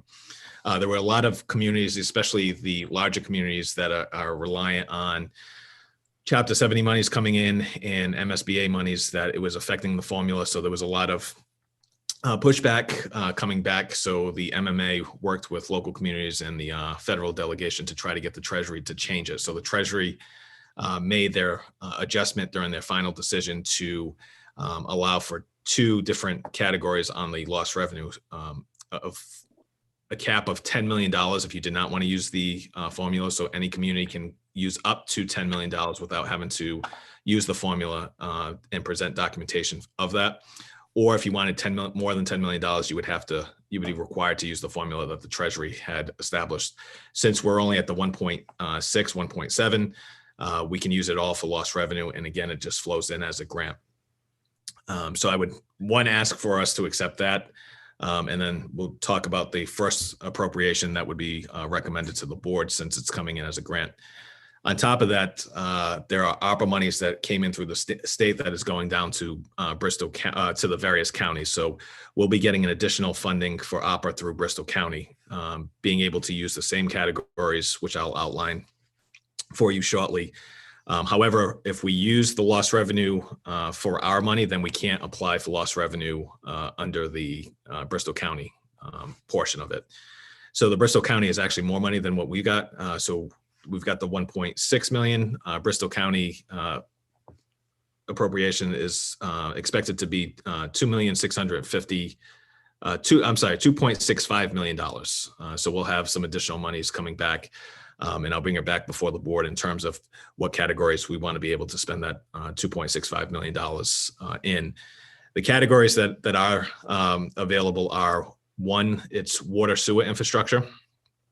This seems to be where a lot of the communities are putting their bucket of monies into. The second category is broadband, but you have to meet certain specifics aspects of that category. It has to be to address lack of access, so there is no broadband available. So essentially central Mass, Western Mass, where you don't have a whole lot of internet access, that could be used. Or if you're not meeting the minimum speed requirements that they've outlined. The third is public sector revenue loss, which is the first category that I just mentioned that we use our appropriation for. Then we also have premium pay for essential workers. We have negative economic impacts, and then supporting public health response. So those are the various categories. And there's a lot of different criteria that we have to meet within those categories, what the money is eligible for. So.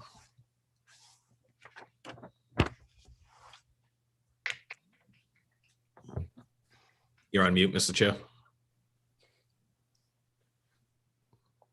Sorry, I was trying to block out some background noise here.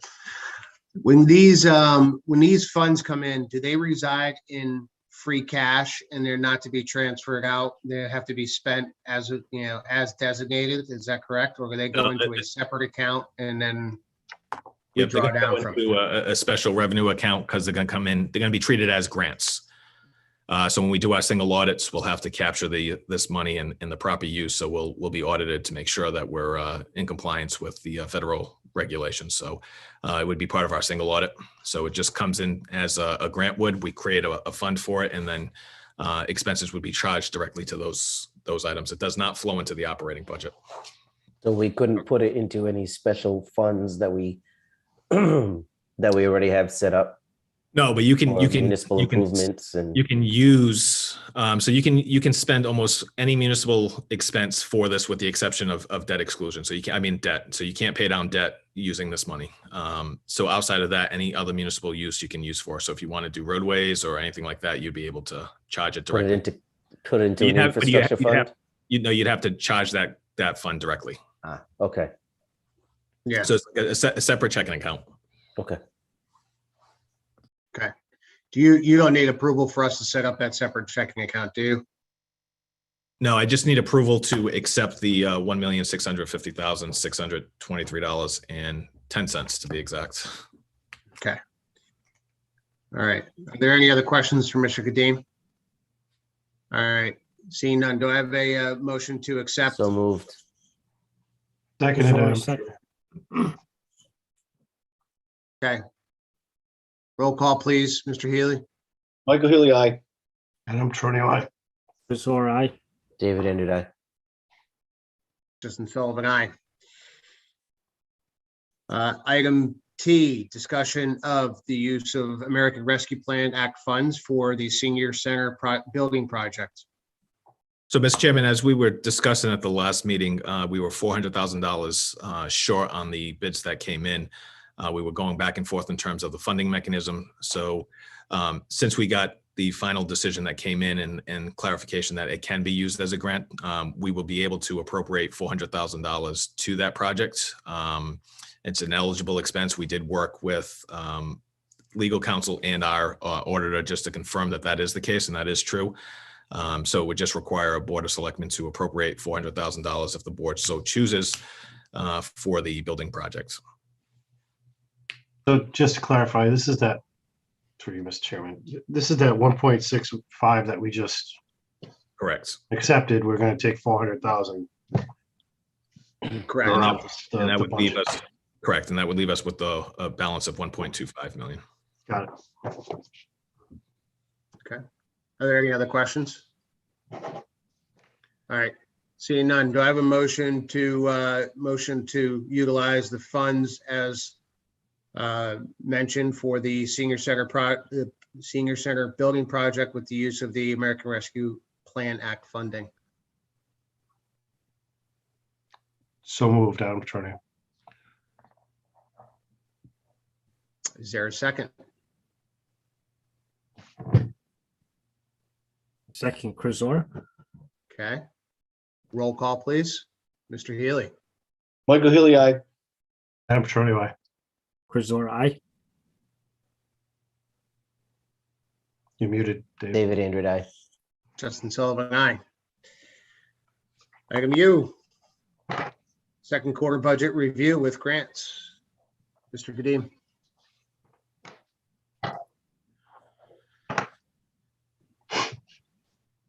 Can everybody see my screen? Yep. Okay, perfect.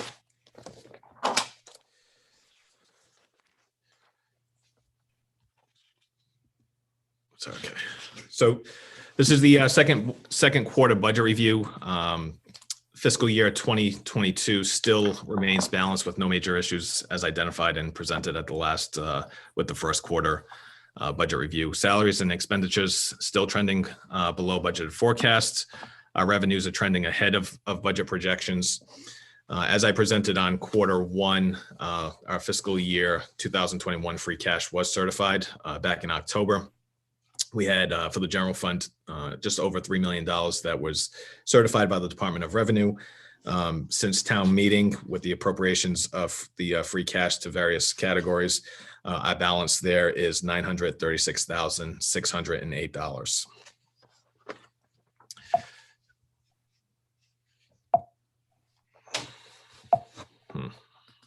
Okay. For the assessor's office, Q2 update, residential market growth. The average residential value for FY21 was $370,000.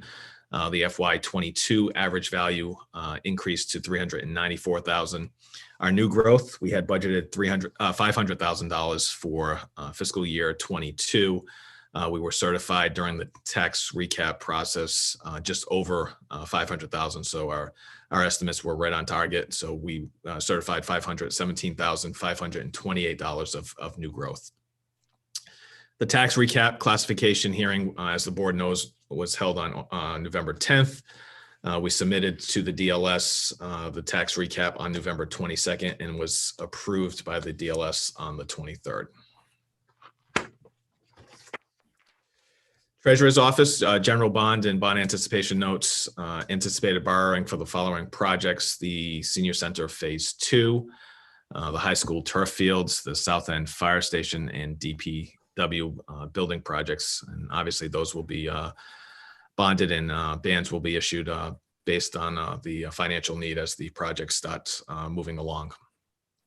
The mass COVID reimbursements, the Treasurer's Office was working with Ms. Days to resubmit reimbursement for COVID staffing issues.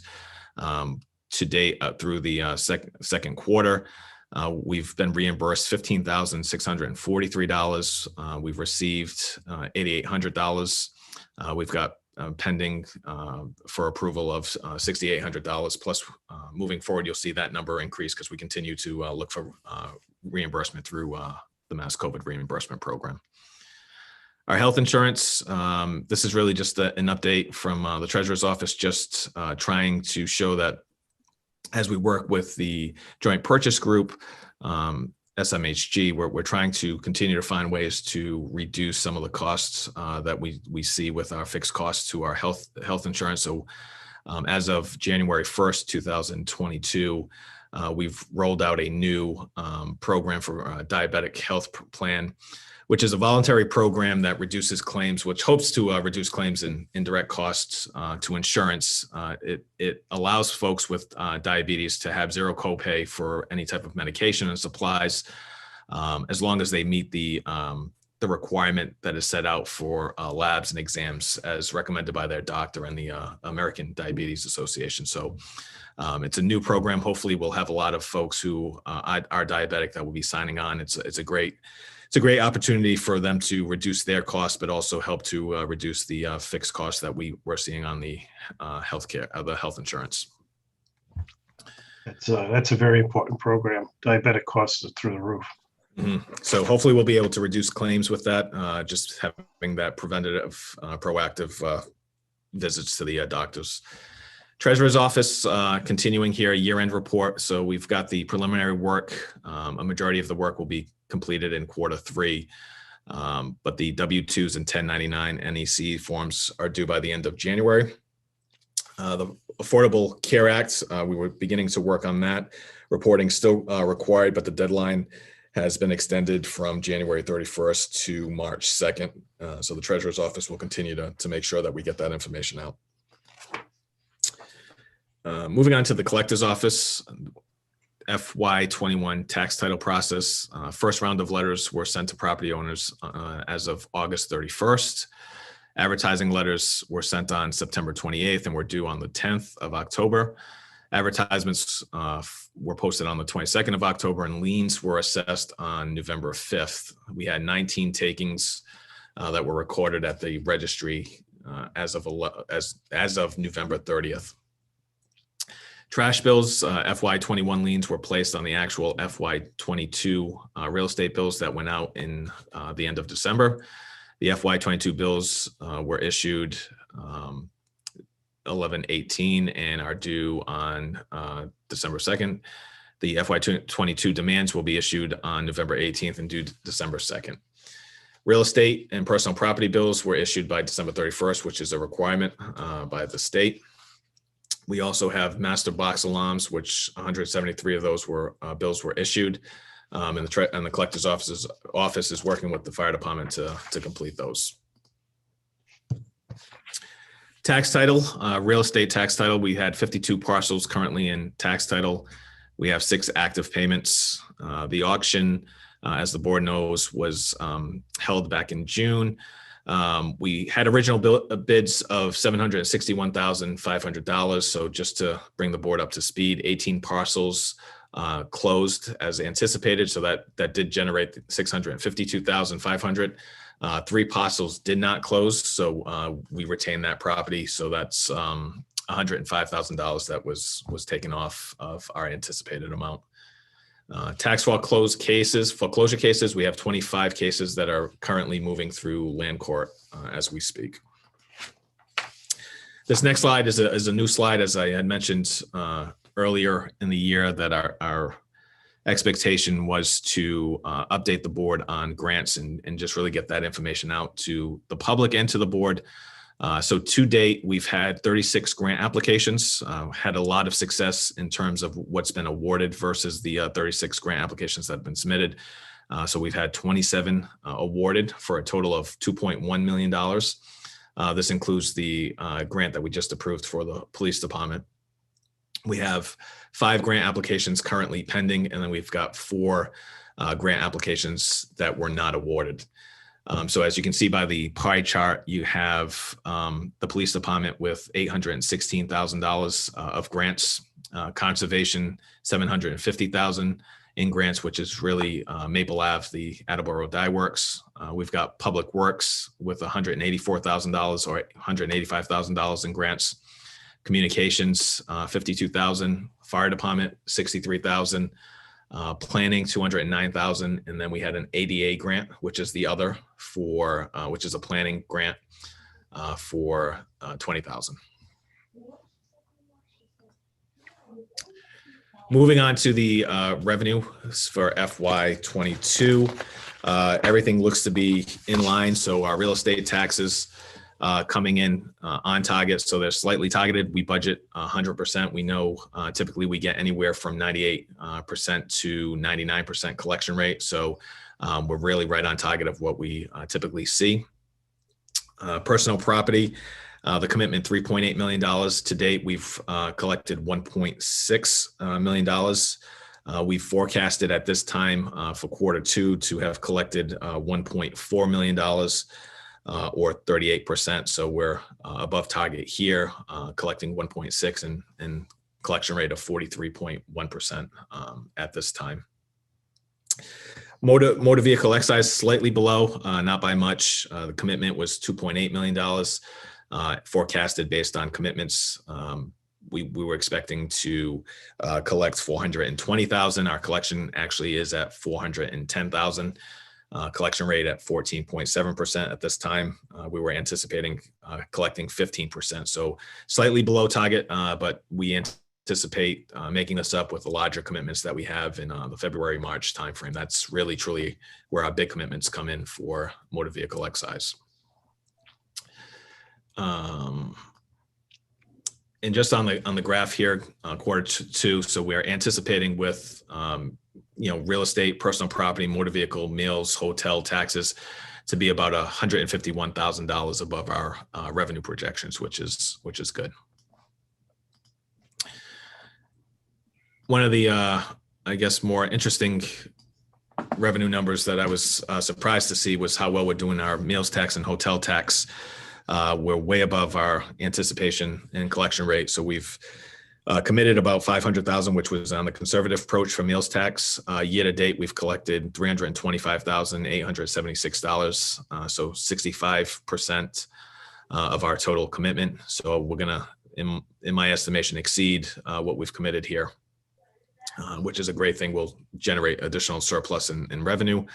A hotel tax, we've budgeted $600,000. Year to date, we are at $528,000, so we're at 88% of what we've already budgeted. So again, second quarter payment. So we've got 2 more payments coming in, both for meals tax and hotel tax. So we'll see some significant surplus in those 2 categories. So it's just good to see the rebound from the pandemic on these 2 categories here. And then overall, for budget versus actual expenditures, really not anything major to point out here. I've highlighted some of the items that tend to be a little bit above the 50%. Some of these items, obviously, we anticipate because we've budgeted them. We budget them based on where we see the forecast coming in. Education is high, coming in at 62.5%. That's due to Bristol Aggie. If you recall, at the at Q1 budget update, I mentioned that Bristol Aggie hit all the communities with the building assessment that they put in for their new building project. We weren't expecting that assessment to come in, nor were the other communities, but our assessment for that was $159,000. We've paid half of that because we can pay in 2 installments, so we're at 62.5%. So we're anticipating that this line item is going to be in the deficit here. However, what we did budget for student enrollment was a little higher, so we're anticipating about being, as opposed to $159,000 deficit in this line item, more in the lines of $60,000 to $75,000 when it's all said and done. But we'll be able to make that deficit up in other line items because we've got some savings here in salaries and expenses. Other environmental, here again, that's just conservation salaries. We take a 60-40 split, so we'll spend down the salary line item here and then make the transfer into the revolving account. So those transfers will take place. Debt and interest is coming at 67% as expected based on our payments. We are heavy with our debt payments in July and November. We've still got some additional payments to come in. So we're at 67%. We anticipate seeing a turnback of roughly $75,000 in this line item based on the debt and interest payments that we have. Other fixed costs coming in at 67.3%. Again, this is the driving force behind this is because our pension is paid in full at the beginning of the year. And the pension is $3.4 million. So that's roughly half of the total fixed cost there. So that's what's driving that. So overall, the budget looks really well in terms of salaries and expenses. Just to put it in a graph form, here are the budgeted salaries, Q2, as you can see, anticipated 6.5 million. We're at 6.2. Salaries below, again, budget by 376,000. A lot of that has to do with the open positions. We filled a number of positions, but we do have 11 open positions that currently need to be filled. We've got 6 in the fire department, 2 in the police department. We've got 1 in planning, ZBA, 1 in communications, and then 1 in DPW. So the salary trend will still continue to move below the budgeted line that we have forecasted here. And then budgeted expenses expected to be below projections by $400,531 as it currently stands. With that, I'll open up to any questions.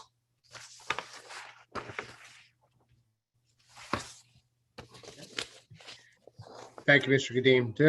Do any members have any questions with regards to the presentation? I can't see Mr. Andrade. So. Not at this time. Can't see me? And now I can now. It's just Oh, that okay. little scroll up. You're at the bottom. All right, I'm good. Are you good? You good? All right. Okay. Mr. Healy, good? Mr. Zora, good? I'm good. Okay. All right.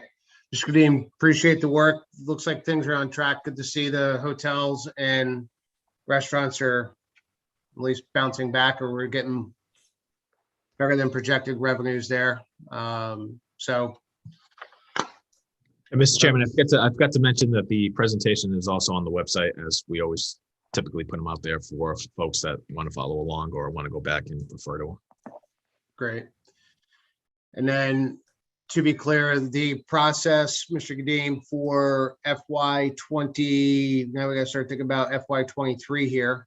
If you can kind of update the board and public in terms of where you are in the process of FY23 planning. Yep. So the Selectmen and FinCom just received the initial budget, which is just the department budget, the department requested budget. So we're working internally to work with the departments, just review that. The governor's numbers are expected to come out by the end of this week, early next week. So those will be the preliminary numbers in terms of state aid and revenue coming in, so we can have a better understanding of where we're going to be in terms of trying to balance a budget. So through that, work it through probably the middle of February, end of February. We have a public hearing that has already been scheduled for the first meeting in March. So we'll hold a our official budget meeting at that time. So we'll provide updates to the board as we continue to kind of work through and try to balance the budget based on the revenue numbers coming in. Okay, great. And can you please have your office just contact or reach out to FinCom just to let them know, when that public hearing and that budget will be. That way they can jump in for a joint meeting on that night, because I think that tends to work out well, having them, in that same presentation to ask questions along with the Board of Selectmen. Will do. Okay. Any other questions? Okay. Seeing none. Item V, consider accepting the minutes of December 1st, 2021 and December 15th, 2021. Mr. Chairman, I reviewed the minutes and I see no reason why we don't approve them. They look complete. So I motion to approve both minutes as submitted, Madam Chair. Second, Chryzora. Okay. Can we, we're gonna have a couple of abstentions here. So we're gonna take these one at a time. For December 1st, consider it the approval of minutes. Roll call, please. Michael Healy, aye. Attorney aye. Chryzora, aye. David Andrade abstain. Justin Sullivan, aye. So December 15th, roll call vote, please. Michael Healy, aye. Madam Attorney aye. Chryzora, aye. David Andrade abstain. Mr. Zora, you actually have to abstain. You were not present for that meeting. Yep. So that will be I watched the meeting and read the minutes. Justin Sullivan, aye. So, okay, so we got. Okay. All right, community speaks. Do we have, I have a couple that were submitted online. Do we still have any residents that are on that would like to offer anything for community speaks? If so, can you please use the raise your hand function? Okay, not seeing any. What was emailed to us, we have two questions tonight. First one from Carol Bragg, 44 Hope Street. Her question is, at the last town meeting, we discussed considering the town charter amendments at a specially called town meeting for that purpose. Has a date been set for that meeting? So I can offer a little background to the short answer. No, a date has not been set. There was at the time a little bit of consideration that we'd have some urgency, but after some research into it, turns out that if we were to have called for a special town meeting, particularly very quickly, it was not going to be able to be, the results would not be able to be voted on by the residents until, through proper notices and everything, until actually April of 2023. Because when you time out the notifications for a special town meeting to discuss the outcome of, or to discuss the town charter, and then anything that was approved, any changes that were approved will eventually have to go to a ballot. There then also has to be a standard period of time of which that goes to ballot. It has to be done at a town vote. We were not going to make it in enough time for this upcoming April 4th vote based on just what all the timing was. So then it begged the question, could we do it in November? There's going to be elections in November. The answer is no, because state law prohibits us from attaching any votes, like as it would pertain from special town meetings, to be attached to a state vote or a federal voting day. So that led us back to April 4th or April of 2023. The other question may come up with, well, if we had a special town meeting, can we have a special town election for town charter changes? That answer is no, per the per Mass General Law. So again, also leading us back to April of 23. So that said, is how are we going to deal with the charter? We held some initial discussions in the aftermath of town meeting. We still, as a board, need to discuss how we want to go back, because at the time we had a member or two that were out and we wanted to make sure we had a full discussion. This will end up on a upcoming agenda for us to have a discussion with regards to how to proceed going forward.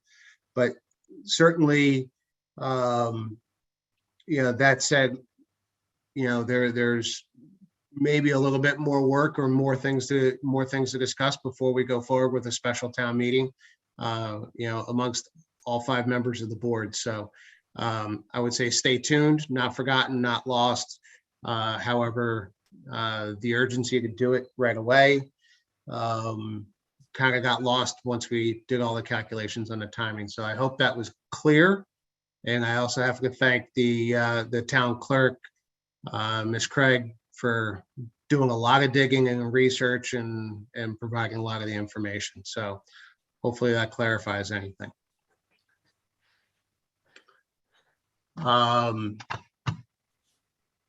Next question is from Thomas Benoit. He has a PO box here, but we know Mr. Benoit quite well. His question is, I see that work has already begun on the sidewalk project along Arcade Ave from the Senior Center to Arcade Ave. Who was the contract awarded to? What was the total cost? And when is the estimated completion? As a second question, what is the status of the installation of a traffic light at the corner of Arcade Ave and Ledge Road? Thanks. So I'm gonna look, we have Mr. Cabral on, so I'm gonna ask Mr. Cabral, can you? I can answer that, Mr. Oh, there you go.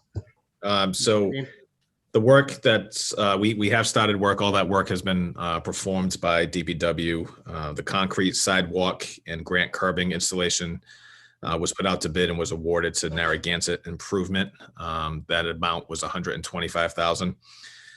So DPW is doing all the site work, the prep work, the clearing. If Narragansett came in and did that, the cost would have gone up to $400,000. So Narragansett Improvement is tentatively scheduled to begin their portion of the work the end of March. Ransom Consulting is the consulting firm that we originally procured to help us with the design of that project. They're preparing bid documents for the wooden guardrail installation, which will be advertised in February and hopefully be installed by spring, summertime. As far as the completion timeline for this phase of the project, sidewalk and the guardrails, as I mentioned, we're targeting for June. That's going to tie into the light that was requested at town meeting that is going to be put in there at Ledge Road in Arcade. So we have a scope of service that's been created along with preliminary work. Final design is anticipated to be completed by the end of May. We want to be able to have a bid award for construction to occur roughly between June and July. So we'll have some of that construction taking place. However, the completion of the traffic signal is probably going to be pushed out probably through this time next year. We've got a significant lead time on the mast arm for all these signals. So it's at least 6 months, if not longer, on just the mast arm itself. Mass DOT has having the same problems with a lot of their traffic signals where they're ready to put stuff up, but they just don't have the actual mast arm in inventory to be able to put the signals up. So the signal itself will be a little bit delayed, but not due to us. But we will try to expedite that. If the lead time gets shortened, we'll be prepared to have that installed. Okay. Thank you, Mr. Kadim. I believe, and wasn't there a traffic study being done? I'm sorry, did I miss that? No, I think we skipped right to putting it in from town meeting. I think originally there was a discussion about coming back and doing the traffic study, but we just went forward with the actual light. With the light, okay. Yeah. Thank you. All right, that's all I had for community speaks. Other business, is there anything, Mr. Kadim? Sorry, nothing at this time. Okay, town administrators report? Nothing, Mr. Chairman. Okay. Board of Selectmen liaison reports and comments, Bristol County Advisory Board. Nothing at this time. Aiken School Expansion Committee, Nothing at this time. and 540 Arcade Ave. I have nothing at this time. Okay. Do any other board members have any other comments? Or anything to update with? Okay. Not at this time. All right, seeing none, at this time, I'd like to entertain a motion to enter into executive session to conduct strategy sessions with respect to negotiations with the deputy police chief per Mass General Law, Chapter 38, subsection 21A2 is having a discussion. An open session would be detrimental to the litigation or bargaining position of the town. Item B, to conduct strategy sessions with respect to negotiations with the Director of Parks and Recreation per Mass General Law, Chapter 38, subsection 21A2 is having a discussion. An open session would be detrimental to the litigation or bargaining position of the town. Item C, to conduct strategy sessions with respect to negotiations with the administrative assistant to the town administrator per Mass General Law, Chapter 38, subsection 21A2 is having a discussion in open session would be detrimental to the litigation or bargaining position of the town. Item D, to conduct strategy sessions with respect to negotiations with the Director of Public Works per Mass General Law, Chapter 38, subsection 21A2 is having a discussion in open session would be detrimental to the litigation or bargaining position of the town. And item E, to conduct strategy sessions with respect to negotiations with the town administrator per Mass General Law, Chapter 38, subsection 21A2 is having a discussion in open session would be detrimental to the litigation or bargaining position of the town. And item F, to act under the authority of the open meeting law, general laws, Chapter 38, subsection 22F and 22G, and review and approve the executive session minutes of December 1, 2022 or 2021 and December 5th, 15th, 2021 pursuant to general law, Chapter 38, section 21A7. Can I get it so moved? So moved. Second, Second. Troy. Roll call, please. Michael Healy, aye. Attorney, aye. Chris Zor, aye. David Andrew, aye. Justin Sullivan, aye. Good night, folks.